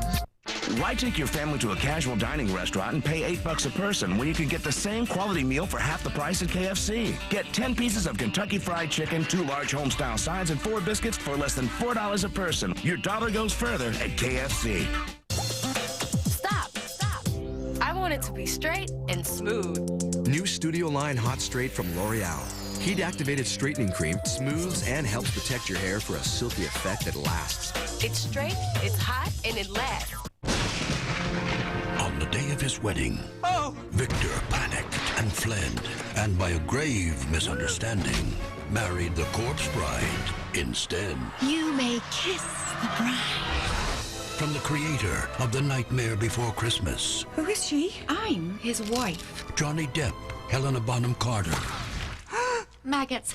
Tim Burton's Corpse Bride. This is gonna be good. Rated PG. In select cities, September 16th, starts September 23rd. We are back. Third quarter action continuing. Tennessee State did get a couple runs for a first down. And Rosser keeping it on the near side. Getting out of bounds after a short pickup. Well, now's one of the times if you're Coach Webster, you say, you go to the offensive coordinator like you said before, and you say, hey, get the Morrow twins the ball. Now, we obviously can't run it with them because they know that's coming, but throw the ball to the Morrow twins. Let's see if the playmakers can make plays. And you got one Morrow up top and one Morrow down on the bottom, so you got double Morrow. And in the slot to the far side is Burnett.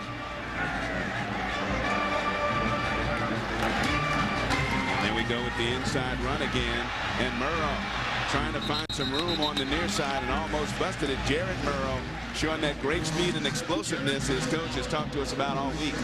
He did. He does a good job of setting up his blockers. You know, they still continue to pull the tight end, which is like cheating. I mean, they got a pulling guard and a tight end coming who's pulling, and Morrow's doing a good job. And it's hard to find Morrow behind that big tight end because Morrow's only 5'7", and he's following a 6'3", 270-pound tight end. Coach James Bell not happy with the way his team has defended that play throughout the night. Murrows have been able to pick up some pretty good yardage on those inside reverses.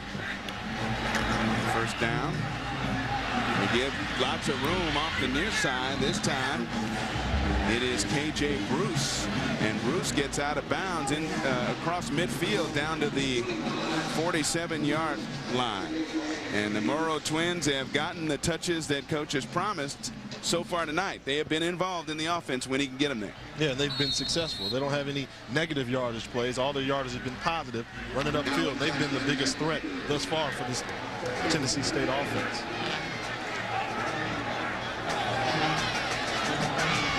Second down and short. This is Lawrence Williams bouncing outside, gets inside the 40 before he's ridden out of bounds at the 36-yard line. Another 11-yard pickup. So Tennessee State finally getting their running game going. Yeah, there's no cliche they say in football. Anytime you see a run more than 5 or 6 yards, that means you had great downfield blocking. These are the Morrow twins right here. Watch what they do.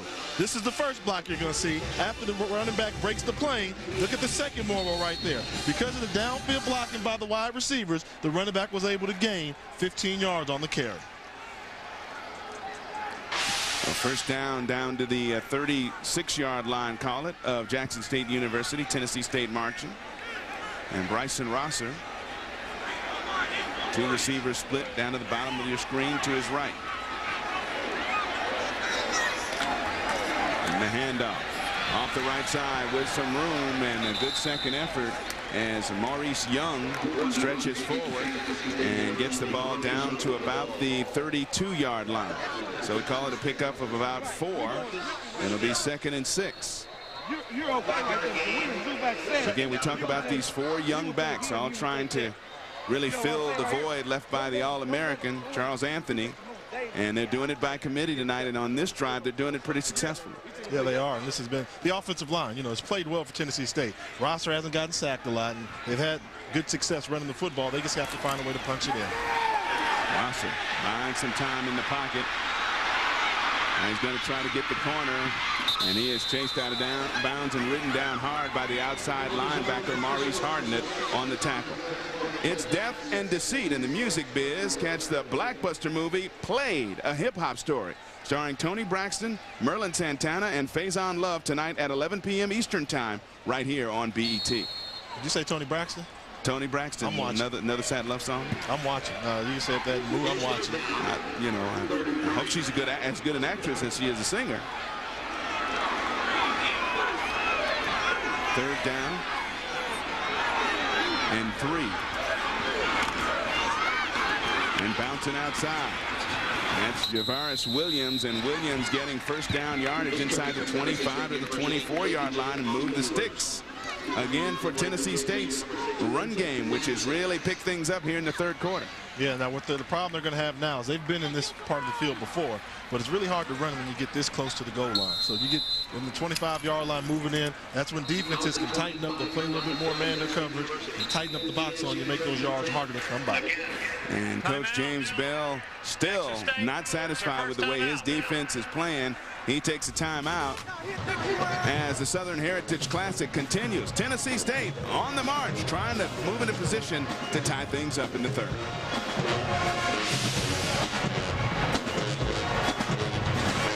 Memphis, Joe Torre. We talked about barbecue, cotton candy earlier. Well, Joe has got some real barbecue for us right now. Joe?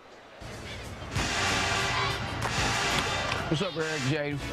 I'm sorry to be smacking in your face, but I'm here with the proud owner, Mr. Jim Neely of Interstate Barbecue. Been here 26 years, and I'm talking about Memphis barbecue. You got to be talking about Mr. Neely. Now, you perfected barbecue to its finest, and now we got all these tailgaters out there trying to, I guess, imitate you. They've been inspired by you. Why does barbecue and tailgating go together? Well, it's a great avenue. It's an outdoor thing, you know. We get out in the parking lot, we can do it, and you know, and that's what makes barbecue such a wonderful. Black college football. See you later, Eric and Jake. I'm smacking a little bit, but I don't have any barbecue right now. Joe Torre, 19-yard gain. We saw a runoff by Javaris Williams, who went off the left side for a nice gain. Another 1st down, 1st and goal for Tennessee State from the 6. 2 trips into the red zone tonight. No points so far for Tennessee State. Here's the give, and this is Maurice Young trying to bounce outside, and he might have lost a yard or so on the play.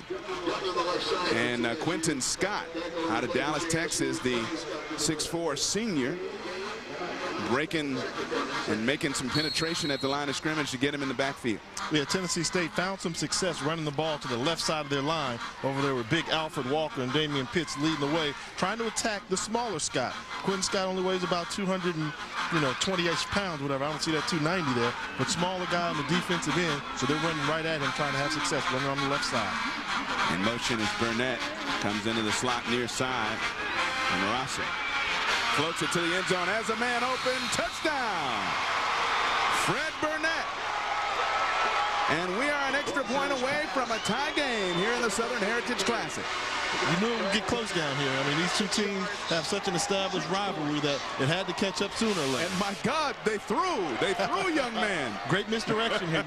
You've had success running to the left. This time you do a play action pass to the left, make the linebackers come up, and all you had was Burnett filling the void with the linebackers vacated. Burnett caught 5 for 45 yards and a touchdown last week. That was his first catch tonight, and a very big one it was for the touchdown. And on for the extra point. And he got it through. Boy, it was a lot of dark blue shirts there right in the face of Eric Benson. He still got it through, so we are tied. After the touchdown pass, 7-7, 6:06 to go in the 3rd quarter. This portion of the Southern Heritage Classic has been brought to you by Jeep. Trail-rated capability, only in a Jeep 4x4. Thanks to the touchdown reception by Fred Burnett of 6 yards, and the extra point ties it up. So now we're 7 all 12 plays, 79 yards, 3 minutes 39 seconds eaten off the clock, 3:35 rather. And the kick is a short one which will bounce and go out of bounds and create a flag. And so Jackson State can get it at its own 35-yard line. One more look at the touchdown and why it happened, Jay. Yeah, let's talk a little football 101. Why play action works. This is the guy that's responsible for getting up the touchdown. Burnett will come from over here. His job out here is to not let anything get behind him or outside of him. Watch what happens. They do the play action fake to the left side. They do the fake this way. He comes up. He's stuck now. Now all of a sudden Barnett sneaks over here behind him. Play action pass. They brought Burnett from one side of the field from the far right over to the far left. Play action will fool you every time. That's why you got to know your job and your assignment and your responsibilities. All right, quarterback 101, football 101 from our quarterback. And there's Herron on the keeper, and he's been running the ball a lot in this game. Picks up about 5 on that one, and he decides to do it with the feet. You know, I love that. When I get to draw that up, whatever, I feel like I'm playing John Madden almost. Absolutely. You know, it's like my old quarterback coach. Herron has 8 rushes for 36 yards, and now the starting rover, Nikita Rutland, number 7, appears to be down on the play. And now he's trying to tell the team trainers what hurts. You know, and getting back to that thought, you know, when I was with the Minnesota Vikings, my quarterback coach, offensive coordinator was Brian Billick. And Billick had this mindset. He said, you know, fellas, I don't know a whole lot, but what I do know, I know better than 99.9% of the people out there. So I go out there where. One more look at the play, and going low right on the left knee. Wow, Nikita Rutland. Going down hard, but he's walking off under his own power. And I don't even know if he wants to come out of the game, but he's walking over to the bench under his own power, and that's pretty good. Looked a lot more severe than it appears now, but Jay, I've seen over the years many people walk off the field under their own power and have a torn ACL or something in the knee, so they may take him into the locker room just to get a preliminary x-ray on it and see what's going on. But in the meantime, 2nd down and 5 to go for the Jackson State offense led by quarterback Steve Herron, who's done a little more with his feet than his arm today, and we had a little movement before the snap of the ball. It looked like Austin Amini, and it came forward. It might have been Kennebrew who might have moved up to the fullback position as well, moving before the play.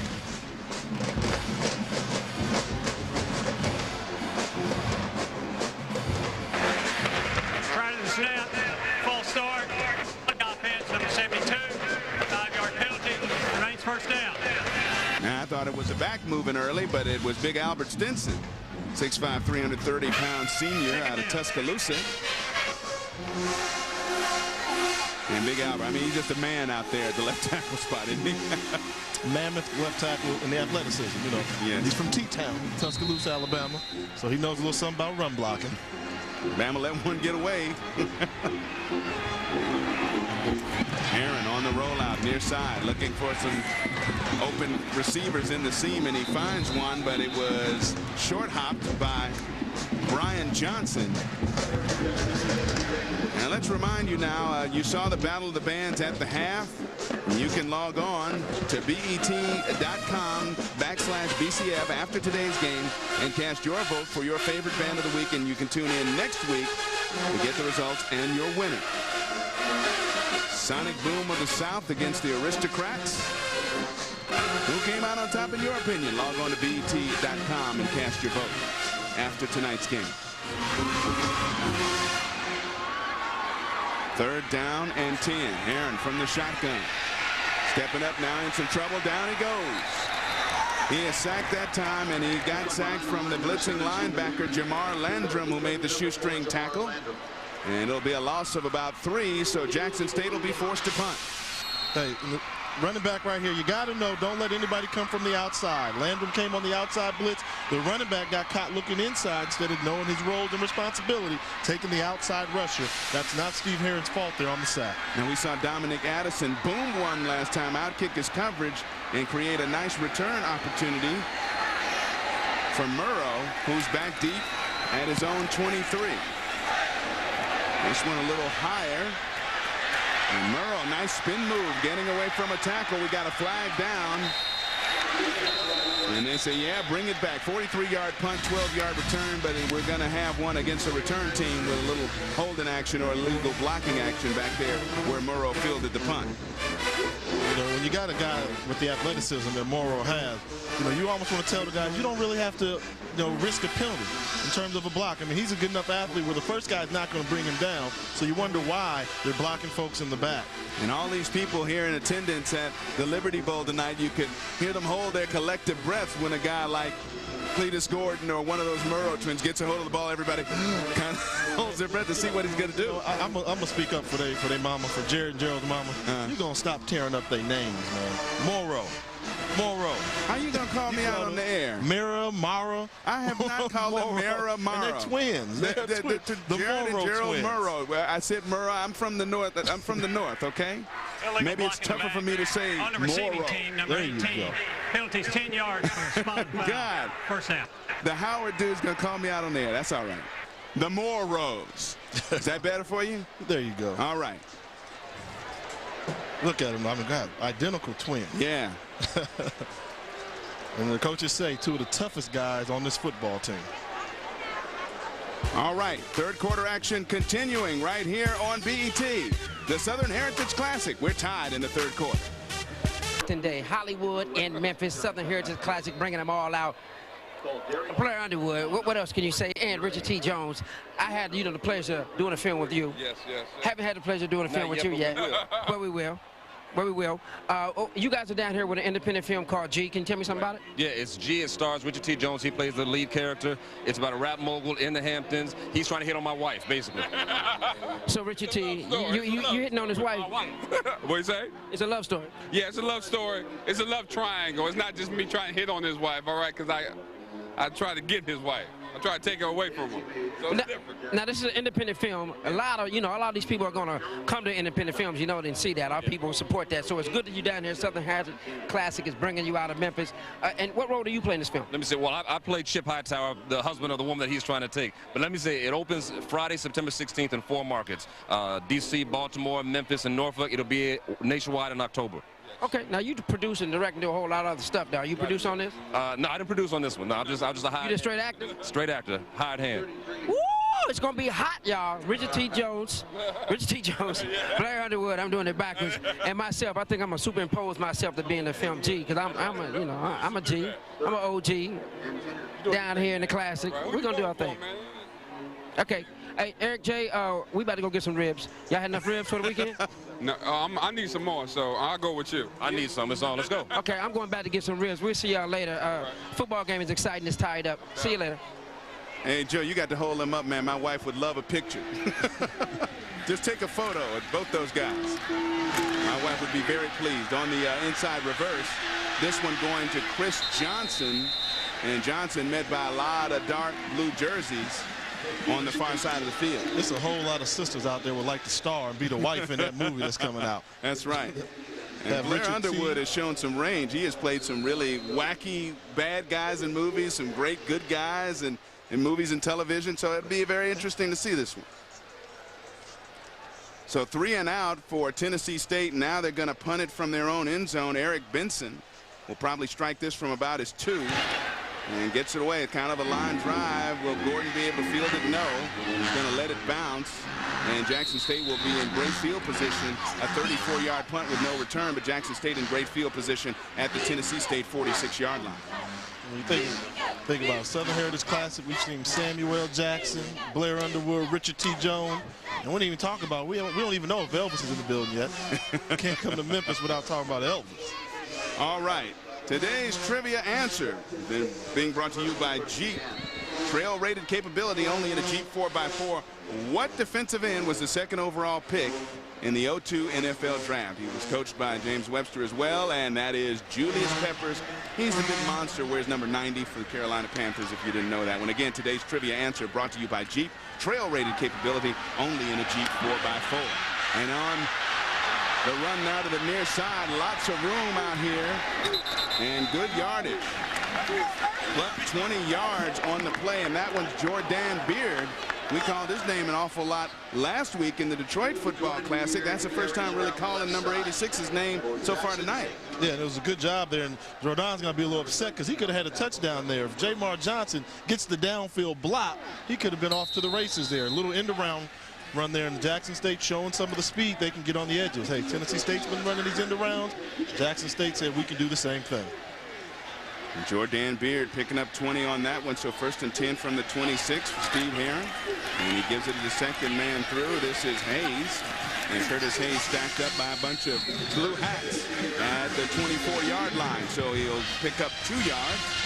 It'll be 2nd and 8 as we wind down inside of 2 minutes left in the 3rd quarter. Both teams still trying to stick to the game plan and keep it moving, keep it established with the run game. You've got to, you know, when you get down in the game gets tight like this, especially when you get great field position, you go with what got you there. So if you're Coach Bell, you're thinking, hey, I've been running the ball all day long and I've been leading. I've never been trailing in this game. And now if you're Tennessee State, Coach Webster, you got to say, I got to make this team throw the football so I have a chance to give it back.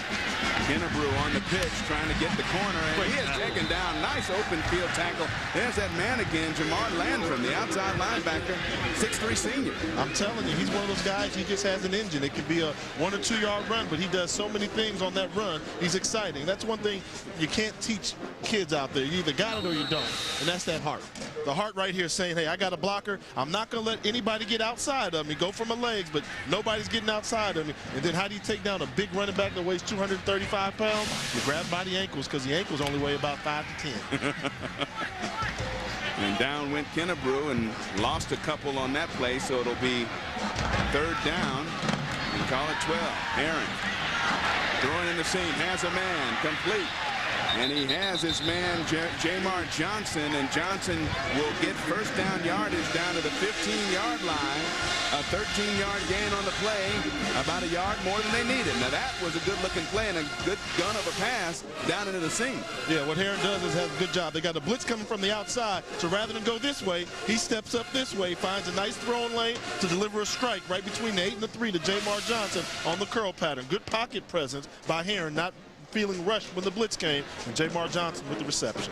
Jamar Johnson, 4 catches for 43 yards last week, and he runs a 4.38 40, so one of the fastest men on the team. And here's Hayes, plenty of room. Hayes gets into the end zone for the touchdown, his 2nd of the night. It looked almost like the first touchdown that he had.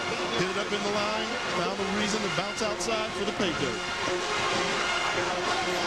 And Curtis Hayes has scored 12 of Jackson State's points tonight.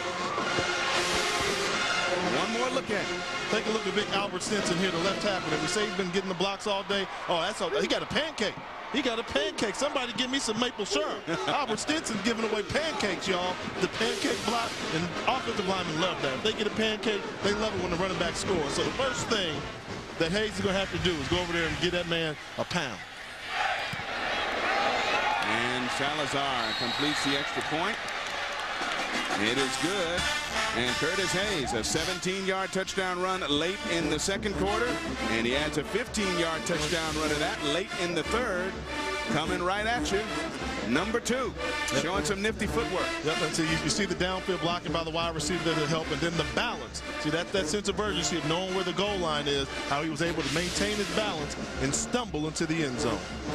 So Jackson State goes up by 7. Curtis Hayes has all 3 Jackson State touchdowns this season. Man, you got some unhappy teammates there. You know, if they win the game, you don't mind. But if you go 0-2 and only one person scored a touchdown, oh, there will be dissension among the ranks. Now Jackson State will kick it off. If it is in play and run back, it'll likely be the final play. James Bell hoping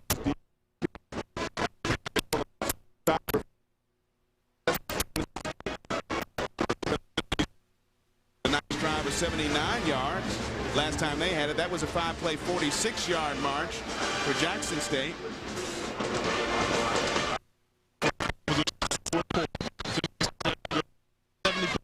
Jackson State only had to go 46-plus yards, so the battlefield position and special teams is very important in tight ball games. Ashley gonna kick the ball off. High, deep kickoff. Morrow is gonna down that one in the end zone, where they'll take over 1st and 10 at their own 20-yard line. So no time off the clock. We got time for maybe one play here, and we'll be through with the 3rd quarter. That's James Webster going to urge his offensive team on, urging his special teams and his defense to get it together and quit letting Curtis Hayes run over him a little bit so far in this game. Well, this is only his 2nd game as a head coach, so he's still learning certain aspects about his team, their mental toughness, their physical toughness. He's still learning, but I think he's got a lot to work with. 1st down. Russell buying some time, swings it out of the pocket, and he was looking for Iron Sanford that time, backup fullback, 6'2", 270-pound sophomore.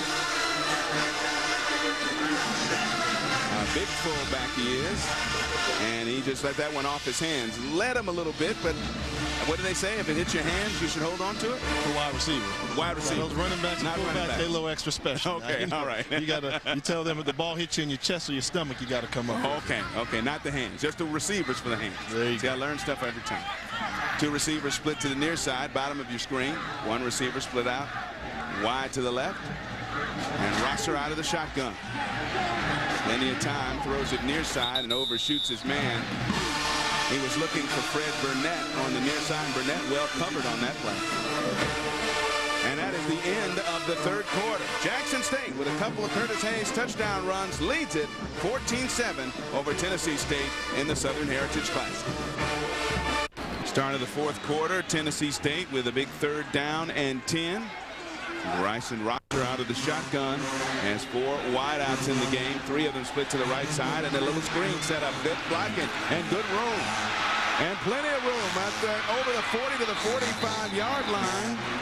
And that was Maurice Young for 27 yards. And what a beautifully conceived play by the Tennessee State offense on 3rd and long. And that was all Maurice Young. See, when you're the running back and you're the recipient of the screen pass, the key is when the blitzer comes in from the outside, make him think he's being blocked, but don't hold him up too firm at the line of scrimmage. So you take a look here at Young. Watch the outside blitz come. He'll block the guy, put a hand on him, and then let the guy go inside, and then sprint upfield. Good job, and he's got a little entourage right there to run through, find the seam, come directly upfield, keep running.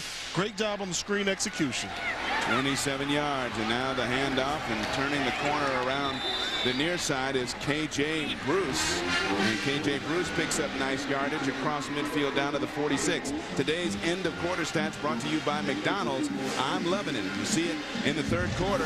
Things evening up in the 1st downs, and the run game and the passing game has been pretty non-existent on both sides. Yeah, I'd love to be a running back in this game here. I don't want to be a quarterback, but 175 yards are basically a piece for both teams, so they move the ball efficiently on the ground. I still think the key is going to be who can move it in the air in the 4th quarter.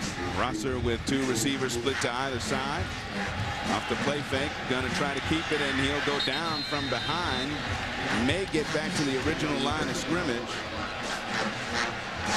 And that's one of those things there with Rosser. You got to know where you are. I mean, you can't risk losing any type of yardage here. He did a good job of trying to get back to the line of scrimmage, but he could have just as easily thrown the ball away. And, you know, his team still would have had 3rd and short. But by him trying to make something happen, he could have fumbled the ball or lost yardage there, which, you know, drive a coach crazy. 3rd down and 4. Here comes the inside handoff again. And trying to get the corner and going down hard was Morrow, and that is Jarrett. And Jarrett did not get the good yardage you've seen on that play on that time around. Taken down hard. He outran his blocker there. They've been running this play all day long. If he waits for a second and allows the tight end to catch up to make that block, that's one of those hog tackles there. He's lucky he didn't get injured there. Or they're also lucky there wasn't a flag thrown on that one there. That tackle was made a little bit high by Vincent Dancy there. And Darcy, 62 total tackles in 04, 2 interceptions, 4 fumble recoveries. Big 4th down here. In motion. Morrow. Marasha gets it out on the out pattern, and he is going to go. Morrow. Nobody will catch it. Touchdown. Get the ball to your playmakers, and they can make things happen. 44 yards, and we're an extra point away from being tied with 12:28 to go in the fourth quarter.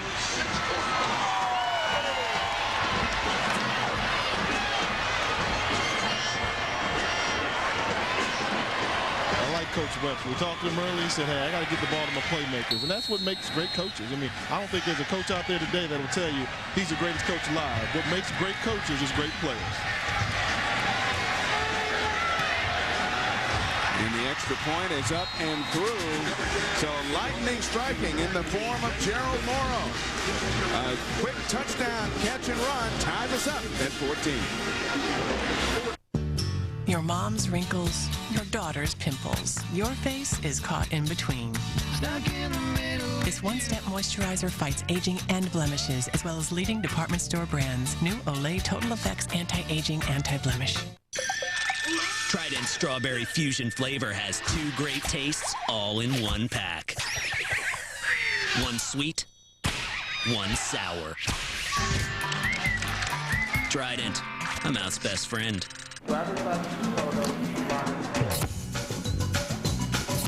Introducing Olay Quench, a revolutionary body lotion that breaks the cycle of dry skin, leaving your body moisturized, quenched, and beautiful. Yeah. Yeah. Yeah. And I heard him say, nothing's ever promised tomorrow today. From the shot like Tim is a harder way. Before you ask me to go with the job.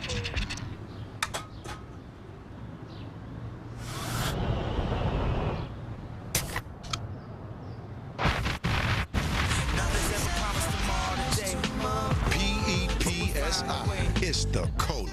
Dell has great deals on PCs waiting for you now, like this Dimension 2400 desktop. It's yours for $299. Plus, get a free printer. Get more out of it. Fourth quarter, 12:27 to go. We are tied at 14, and Jay Walker shows us how. Well, if you want to blitz, the reason that you don't like to blitz, you like to blitz because you get pressure here, but you don't want to blitz because you get one-on-one coverage on the outside. And what happens? You drop back. The blitzer doesn't get there in time. Quarterback gets rid of the ball. You got one-on-one coverage here, and if he makes this guy miss, nobody to defend the end zone, and you see Jared Morrow just turn on the Jets. That's why you don't blitz, because you get one-on-one coverage, and if you get the ball, if you can attack the blitz as a quarterback by completing passes, the athlete can make big plays happen. Eric Benson to kick it deep. Cletus Gordon is deep to the near side. And on the far side, looks like Jamar Johnson. 7-play, 80-yard scoring drive, 2 minutes 40 seconds, and lightning striking on the 44-yard catch and run by Gerald Morrow. And the kickoff coming down short to the far side of the field, trying to find a wall on the near side. And here's Gordon. Gordon getting across the 40, still trying to fight for yards, and he is finally corralled at the 42-yard line. We got some excitement going on here at the Liberty Bowl right now. 12:17 to go. We're all tied up. Right now, the roars are equal. The Tigers of Tennessee State and the Tigers of Jackson State tied at 14. We got some excitement going. Most of this big crowd staying on hand at the Liberty Bowl, enjoying a perfect night for football. And an exciting contest we have right now. Tied at 14. Jackson State with the ball back on its own 42. Aaron on the draw play. And Kennebrew shaking off some tackles and getting out across the 45 to the 47-yard line. It's Deaf and Deceit in the music biz. Catch the Blackbuster movie Played, a hip-hop story starring Tony Braxton, Merlin Santana, and Faison Love tonight at 11 p.m. Eastern right here on BET. Along with Joe Torre, Jay Walker, Eric Clemens, so glad to be bringing you the Southern Heritage Classic, 16th edition, right here on BET in our 25th anniversary of bringing you the best in black college football. Jackson State limited on 2nd down and 6. Power I formation, second man through. This is Hayes. Has 2 touchdowns already tonight. And Curtis Hayes spins forward maybe for 2 yards on that one. It'll set up 3rd and a long 4, maybe 5. 3rd downs become crucial in this situation, because right now you got to figure with about 11 minutes to go in the game, each offense will probably get 2 more possessions. And whoever can score first sooner will put a lot of pressure on another team and make them do things they're not normally accustomed to doing, like throwing the football. And as quiet as it was kept, Cletus Gordon quietly gets a nice kickoff return there, puts him in good shape. So you're in good field position out across your own 40-yard line. Jackson State going to try to take advantage. Heron on the keeper. And he gets first down yardage down to the 45 before he's finally dragged down. He is dragged down by one of the linebackers, Sherrard Braddock, a 5'10", 210-pound freshman, 5'11", 210. A freshman, bring him down on the play, but not until after he got the first down. And Heron, 9 carries for 41 yards in the game, so he has been a weapon out of the backfield running the football as well. Yeah, you know, hasn't made the crucial turnover, hasn't hurt his offense. You know, just let the playmakers, let Curtis Hayes make the play. So Heron's done a good job of running his offense today.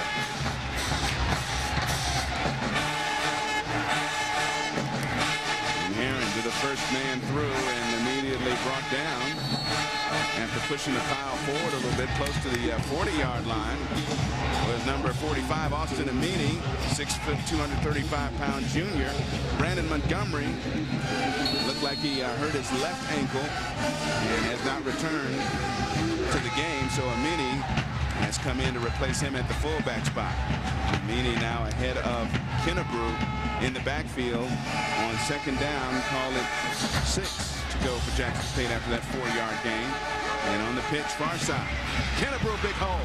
And Kennebrew gets down inside the 35 to the 31-yard line. Another first down. Move the chains for Jackson State. Yeah, good job by the big fella. We're so used to Kennebrew pounding the ball up on the inside. This time they decided to give him a toss pitch on the outside. And once he squared up his shoulders and started running straight up the field, he's a load to bring down. And you notice as this game has moved on and these offenses have been successful, they're getting more intense and we're seeing less penalties. Everybody moving it crisp. You know, you start to develop a little bit of momentum, but what's the one thing that's a momentum killer? Flag. Holding on the offense. Number 82. 10-yard penalty. Spotted the foul. Remains second down. It'll be second down and about 14 after the holding penalty. And just as I say that, you know, kind of a little late one. I didn't see the flag, to be honest with you, until later on when they caught a culprit out there for holding. So second down and long, and as you've talked about all season long, drive killers potentially. So Heron in a passing situation, rolling out near side. Now he's in trouble, and down he's going to go. Well, we talked about it earlier. He got away with that. There's certain rules in football, and sooner or later the numbers are going to get you. So the numbers tell you if you roll hard to the right, you don't try and run back to the left. He got away with it earlier in the game. This time around, the Tennessee State defense wasn't having it. Francie Dorleen is the guy who came down hard on old number 7 in the backfield. And look there, Bryson Rosser, looks like he's walking a little gingerly, to say the least. Having a little trouble with his mobility. But I think it's going to take a lot to take him out of this football game. Grimacing a little bit as he's just kind of lightly dropping back there on the simulation on the sideline, see if he'll be able to take any pressure on an obvious foot or ankle injury. Heron going deep. Got a man open. Gordon had it go right through his hands and incomplete. No, not Gordon. I'm sorry. Brian Johnson was the intended receiver. Because, you know, Cletus would have had that one. I mean, no doubt about that one. For Brian Johnson, you know, Tennessee State's a little uncanny. I mean, you got 3rd and 20, and they send the blitz. So you got one-on-one coverage, and Jackson State had an opportunity for a huge play, which could have possibly been a game-clinching type of reception down there. Instead, it was that close. Brian Johnson, the senior. And somewhere, right through his hands. Somewhere down in Mississippi, you got the guys like Harold Jackson and Corey Bradford, Sylvester Morris, Jimmy Smith saying, we can't believe Jackson State wide receivers are dropping bombs. I mean, not slants, bombs.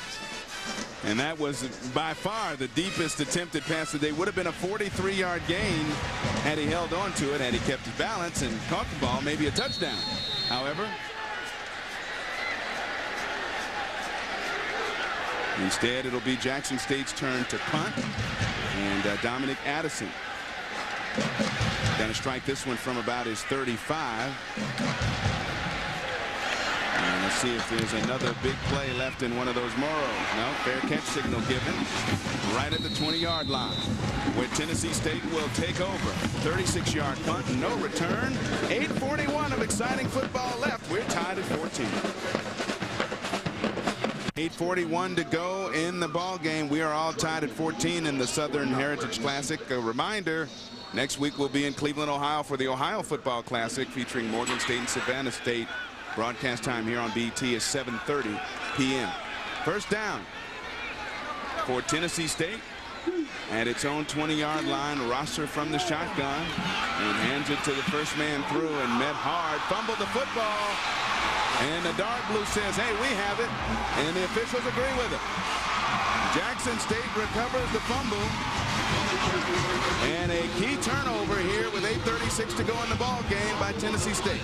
Yeah, you know, playmakers make plays. And for Jackson State, the playmaker on defense has been Vincent Dancy. You know, what does Vincent Dancy do? If you're going to play strong safety, when they run a run at you, what you want to do is make the running back pay. Now, watch number 6 come in here and just lay the boom on the running back, and the ball comes out. Quentin Scott there to recover the fumble. Jackson State gets the ball in excellent field position. Javaris Williams on the carry. It's Tennessee State's 4th turnover of the game. Jackson State has turned it over once. And now Steve Herron and his offense get the ball back. Power I formation. Curtis Hayes, second man through, trying to bounce off tackles. Gets it down to the 20-yard line before he's brought down. Pick up of about 3. Now, this is when you have a coach like James Bell, your head coach, that kind of plays in your favor. Because one thing he knows how to do is milk that clock a little bit, come away with some points here. Now, if you're Tennessee State, you got to start looking at the clock. You're saying, I got 8 minutes. They're going to take their time scoring, no bombs. So by the time we get the ball back, we're only going to get it one more time, and we're either going to be down by 3 or 7, probably. Power I once again. Herron on the keeper. Hits the corner. Flag down, however. And we might add a little hold in. And Jay Walker, my broadcast partner of his, says no doubt about it. He's grabbing the wrist, giving the holding signal out of the 20-yard line. And the referee agrees. Yeah. Right tackle was caught holding. It's Demetric Dunn. You see holding. That's what happens. You know, one of the things when you run the ball to the outside, sideline to sideline, the referees have great vision. On the offense, number 73, 10-yard penalty from the spot of the foul. Remains second down. So they called it on the guard, Ryan Hopkins over there on the right side. And, you know, you'll take a look at it. As soon as he breaks out of the pocket there, yeah, you see right there, he's got all that jersey right there. That's Ryan Hopkins, the backup guard who's in the game, came in after the injury to Reggie Harper in the first quarter. Yeah, Harper going down on the first play of the game. Aaron, little handoff, handed it in front of his body that time to Curtis Hayes. And Hayes not a whole lot of room on the draw play. Gets about a yard. So it'll be 3rd down and call it 6. I'm sorry, 3rd and 15. After the penalty, 3rd and 15 for Jackson State. And if you're Tennessee State, this is kind of what you want. You want to try to force them into an obvious passing situation. See how it turns out. And I wouldn't blitz. They've been very aggressive here on these situations. I wouldn't blitz. Hold them to 2 or 3 yards and make them kick attempt the long field goal. The kicker for Jackson State's already missed one tonight. Aaron, great under some heavy pressure, underthrows that one, and I believe it is intercepted. It is. It is intercepted by Tennessee State, and the Tigers of Tennessee State dodge a bullet with the pick off Steve Herron. They get the ball back at their own 5-yard line when we return to the Southern Heritage Classic. Landrum making a play. What he's going to do is blitz hard this way, fight off the block from the running back, force the quarterback inside, put the hit on the quarterback so he couldn't get it all the way into the throw. And Williams, playing great man-to-man coverage, was the recipient of the interception. But Jamar Landon's been playing great defense all night long. And nice footwork up the middle. And a nice run that time. And that is for Tennessee State, Maurice Young. And Young gets out across the 10 to about the 11-yard line.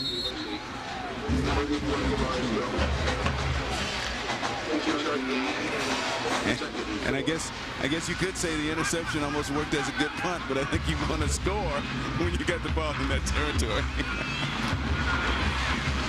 Coming off the near side, not much room that time for Maurice Young again on the handoff. Today's Southern Heritage Classic is brought to you by Southwest Airlines. Over 2,800 nonstop daily flights to 60 destinations all across the country. I know this is your first time covering this game, Southern Heritage Classic. What you think? Oh, it's wonderful. I mean, to see all the people from all over places in the South, Southeast, and Southwest gather at one place, barbecue everything, including cotton candy, and come out and enjoy what has been an entertaining football game. On third down, Rosser buying some room. He's got plenty of room to run on this side, and Rosser will easily get the first down. And that ankle, and he goes over to the bench area. And he's really favoring it. But he got first down yardage out across the 20 to the 21. Yeah, and I was a little nervous. I mean, he took such a beeline towards the sideline. I didn't think he was going to run. He had plenty of room to run upfield, but because of that ankle, he wasn't able to turn the corner like he needed to. He got enough that he needed for the first down. 5:43 to go. 14 all game here in the 16th Southern Heritage Classic. Two receivers split to the near side for Rosser, and has a single setback behind him on 1st and 10. And McGill this time to KJ Bruce, and Bruce going to the far side, picking up about 4 out to the 25. You know, when we talk about Bryson Rosser, I mean, it's easy to jump on because of the numbers aren't there, but keep in mind, I mean, playing quarterback at Tennessee State University is not an easy task. A lot of expectations come along with that. I mean, you got guys out there who are the legends of the position like Joe Gilliam, who was a legend there. Then you got the Lord's Prayer, Eldridge Dickey, who's a quarterback there. So that's one of those media spotlight positions, being quarterback at TSU. Second man through, met in the backfield for a loss of yardage. In that time, it looked like Tavares Jones, rather, might have been one of the guys in there. We also have a flag on the play. Also in there, Quentin Scott to clean up, but there was a loss of at least a yard on the play, and let's see how they sort it out. We do have a flag down in that interior area where it seems like somebody might have been doing a little holding.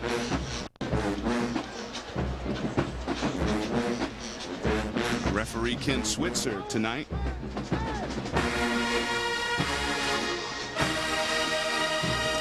Pretty lengthy meeting about this one. Want to make sure you get the call right. When the game is this crucial and both teams have laid it all on the line, you'd hate to see somebody lose because of a missed call. Illegal procedure on the offense. 5-yard penalty. Only 6 men on the line of scrimmage. Remains second down. Okay, 1 man short of the minimum amount needed on the line of scrimmage. And log on to www.bet.com/BCF after today's game to cast your vote for your favorite band of the week, and you can tune in next week for the winner.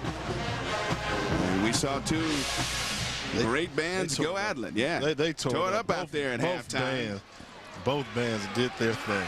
Aristocrats of Tennessee State and the Sonic Boom of the South from Jackson State, wowing the crowd out here at halftime. We get some movement along the line there. Looked like a couple of Jackson State defenders might have been in the neutral zone, but they might have been drawn in. And they're pointing to the white jerseys. Prior to the snap, false start on the offense, number 70. 5-yard penalty. Remains second down. And it's Damian Pitts moving early. The guard from Georgia. You know, interesting thing about Tennessee State school, public school. Well, I think what they need to do, what they got away from, is recruiting the in-home talent. You know, on the defensive side of the ball, they've got 2 starters from the state of Tennessee. If you're going to build a program, you got to start with the local areas and then grow outwards. 4 receivers into the game. The handoff, though, goes this time, and it's KJ Bruce. And Bruce picking his way up beyond the original line of scrimmage and getting out to the 24-yard line. Joe Torre making his way all about this beautiful stadium here at the Liberty Bowl. Joe, where you at now? I am right here behind Jackson State. The Tigers behind the bench are catching them discussing over here. They ain't cussing each other out, but they getting in each other's face talking about, man, we got to buckle up tight. The game is tight. We got to lock it down. And that's what you hear on your sideline right here. I can just have reminiscences of my old coach saying, boy, look here. If y'all let the game slip away, it's going to be scholarships are missing. And I think that's going on over here. So they're trying to bucket it down. get it tight. They're not trying to lose this game. They didn't get it up with the band already, but these players are trying to make it the best ending possible. All right, Eric, Jay, I'm down here getting mud and spit thrown all on me. I'll see you guys later, man, because it's funky down here now. This is when the funk comes off the players. All right, Joe Torre. I like that one. Scholarships will be a missing. I love the voice, too. So we got a little holding. They tried to set up that screen again, and a defender on the Jackson State side said, I'm just going to hold the running back, and that way that play won't work at all. Hold it on the defense for 94. 10-yard penalty from the previous spot. First down. Yeah, and that was so unfortunate because it looked like, you know, Tennessee State wasn't going to have trouble getting the first down. Now they keep the drive alive, and you don't know if Jackson State will get the ball back in this game. So that was a big penalty. And the key thing about it, Quentin Scott knew what the play was. So rather than just defend it, he decided to hold on to the running back, and he got caught with his hand in the cookie jar. You saw James Bell kind of clap his hands together like, darn, we might have let him off the hook on that one. Rosser on that inside handoff once again, and here's Morrow. Morrow getting up to close to the 40-yard line. That is Jarrett Morrow. Didn't get a chance to ask him which one was first. Identical to, yeah, they don't come out at the same time. One of them beat the other one, but we didn't get a chance to. That's true. Talk to the young man before the game. But they both got some shake with them. Yeah, absolutely. You know, Vincent Dancy's been my man over there for Jackson State all day long, but he's going to get shook. He's going to get shook. Watch Morrow come up here. You'll see Dancy come up. Yaka! Nothing there, just grabbing air. So we've got a second down, and right up the middle. And good yardage, first down yardage out across the 45 to the 46-yard line from Maurice Young. So that halfback by committee has worked pretty well so far for James Webster tonight. It's been efficient. They're still in the football game. He's still learning. And the key thing, like if you talk about Jackson State, they're running back by committee with Kennebrew and Hayes on them. I mean, Hayes has been the go-to guy. He's established himself. Tennessee State hasn't quite found that guy that's the go-to guy besides the Morrows. And Denard Cox, who we haven't seen much tonight, number 33, had been the most impressive in camp since spring, according to his coach. But Maurice Young and Javaris Williams and K.J. Bruce been getting it done tonight. Another inside handoff. Not much room this time, though. Burnett trying to reverse his field and gets into a lot of trouble and loses some big yards. You know, one of the problems with that play is, one, the formation kind of tells you that it's coming. And two, they've only run that play to the left. They haven't run it to the right all day long. I wonder if that's by design, or it doesn't seem like the field position is dictating which side they should run that ball to. Because you like to think they would have run it, the ball was on the left hash, that they would have run it to the far sideline. My man Dancy's a little banged up, and Jackson State can't afford to have Vincent Dancy not returning this football game.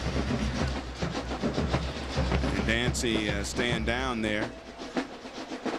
He's out at about the 42-yard line, and they are attending to him. 2:11 to go in regulation. Dancy getting up and walking off under his own power. We'll be right back.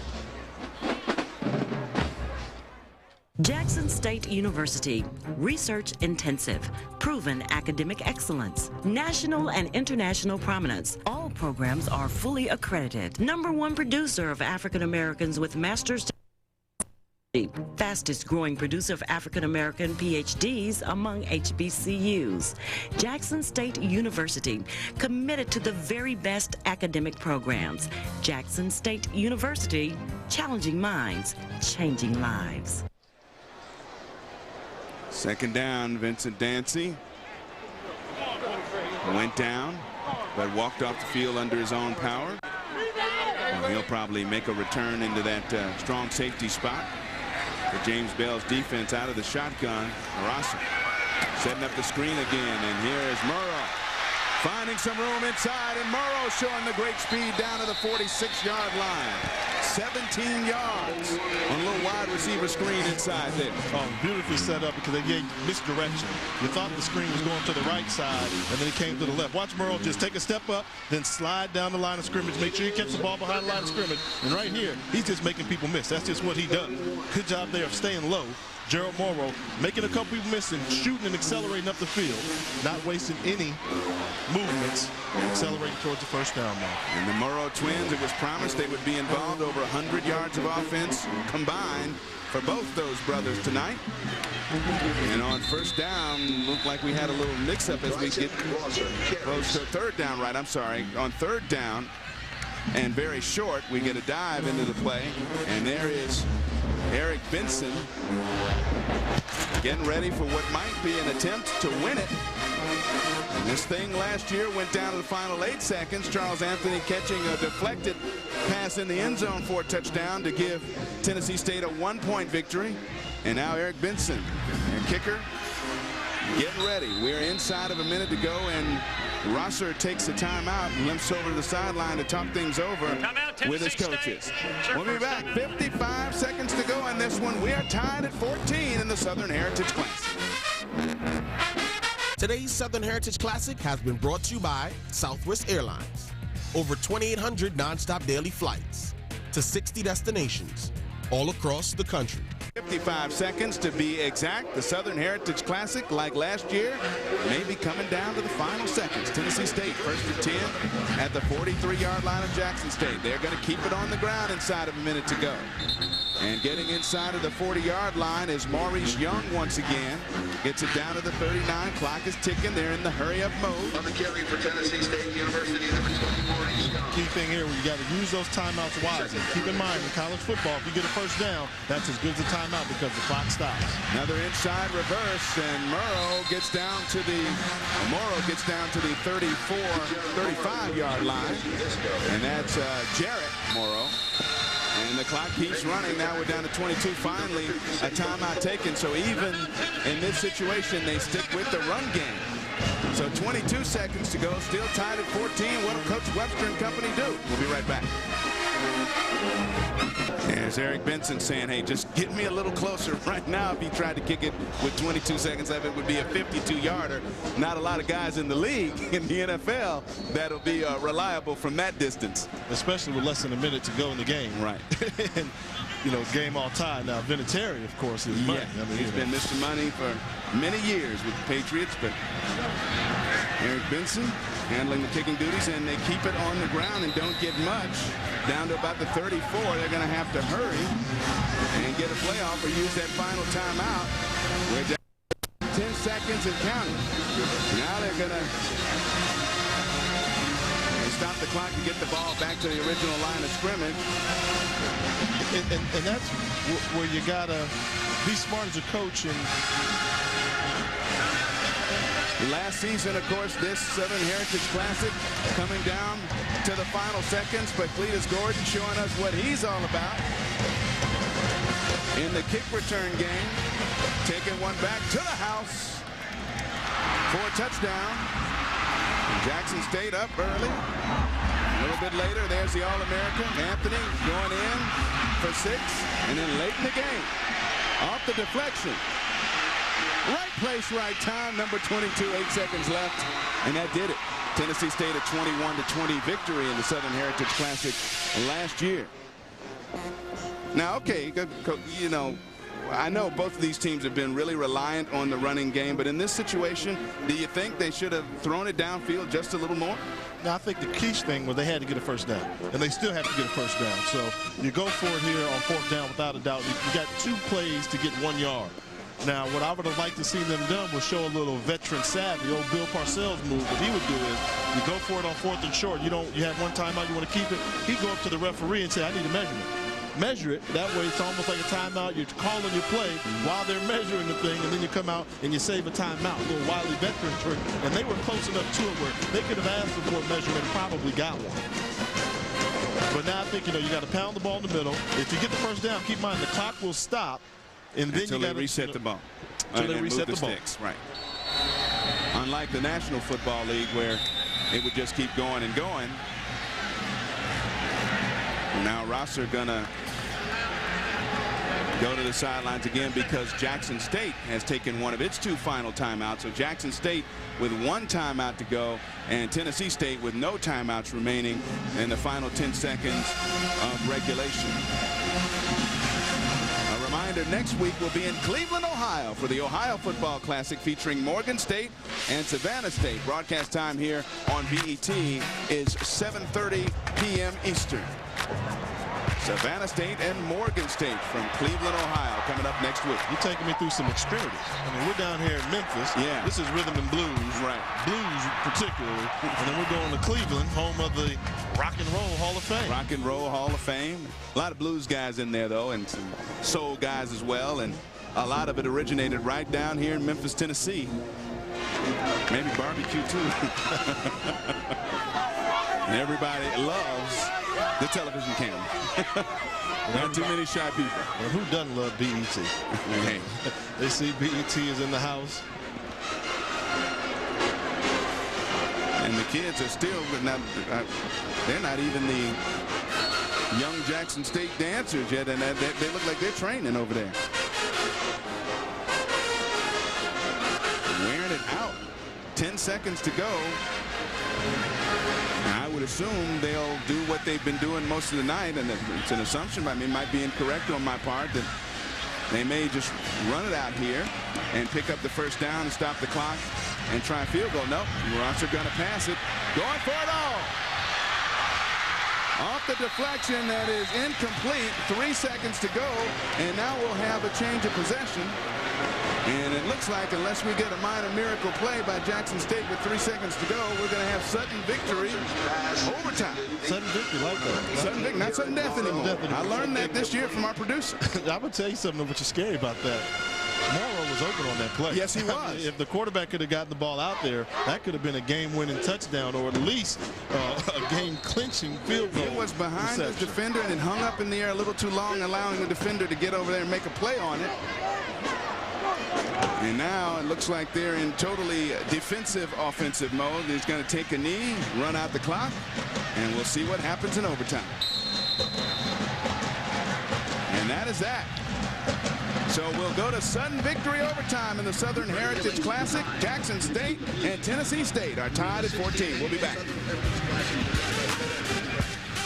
They'll have a coin toss, which they're doing right now in the middle of the field, to determine your options, offense, defense, or defend which goal. Each team gets a possession at the opponent's 25-yard line and retains the ball until scoring or losing the ball on downs or a turnover. Teams must go for a two-point conversion beginning with the third overtime.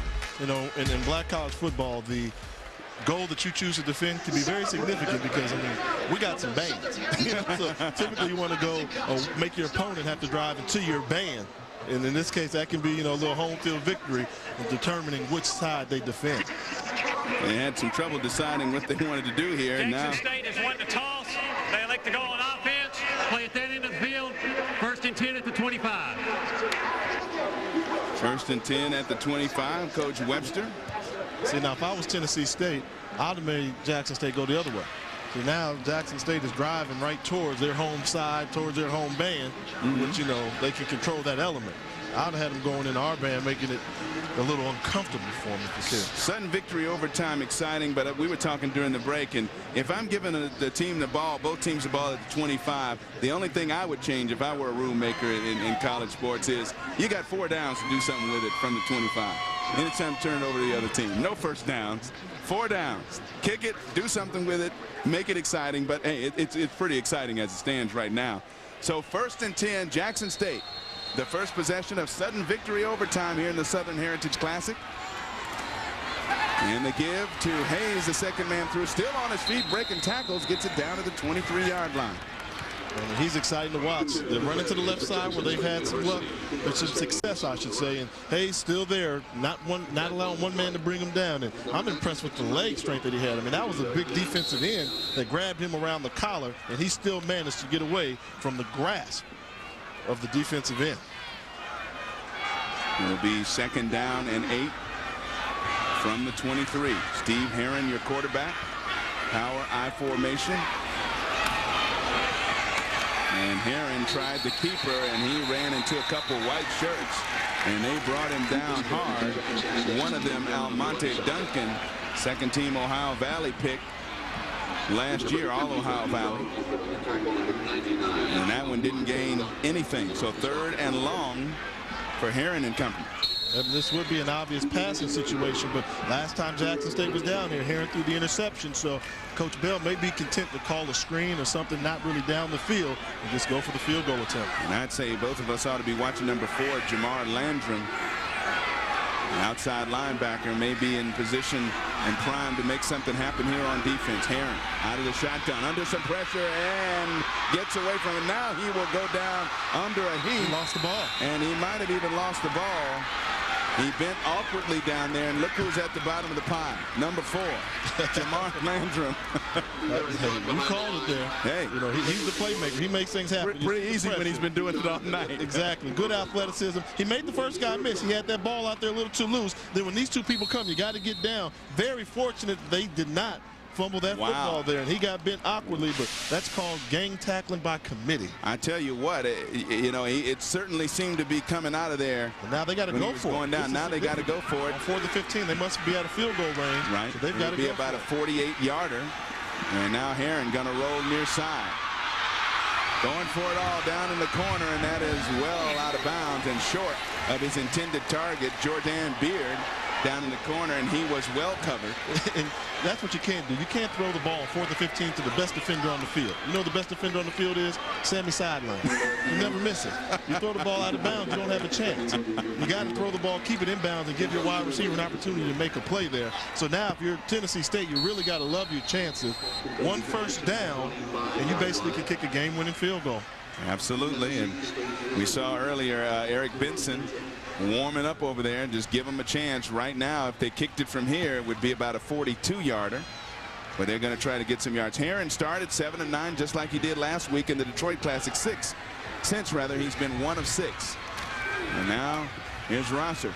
Inside handoff, and that time it was Denard Cox, the guy we haven't seen much of tonight, number 33, in there for some fresh legs in overtime, and he has a nice gain up the middle. Yeah, good play call. You know, we haven't seen Cox a lot because he's the vertical runner. He runs north-south, and they've been using the edge runners, the Morrow guys and the Morrow twins, pardon me. Well, they're guys. They're guys.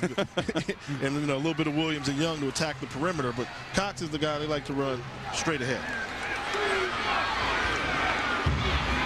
Setback, and here we go with that inside handoff again. Here's Morrow.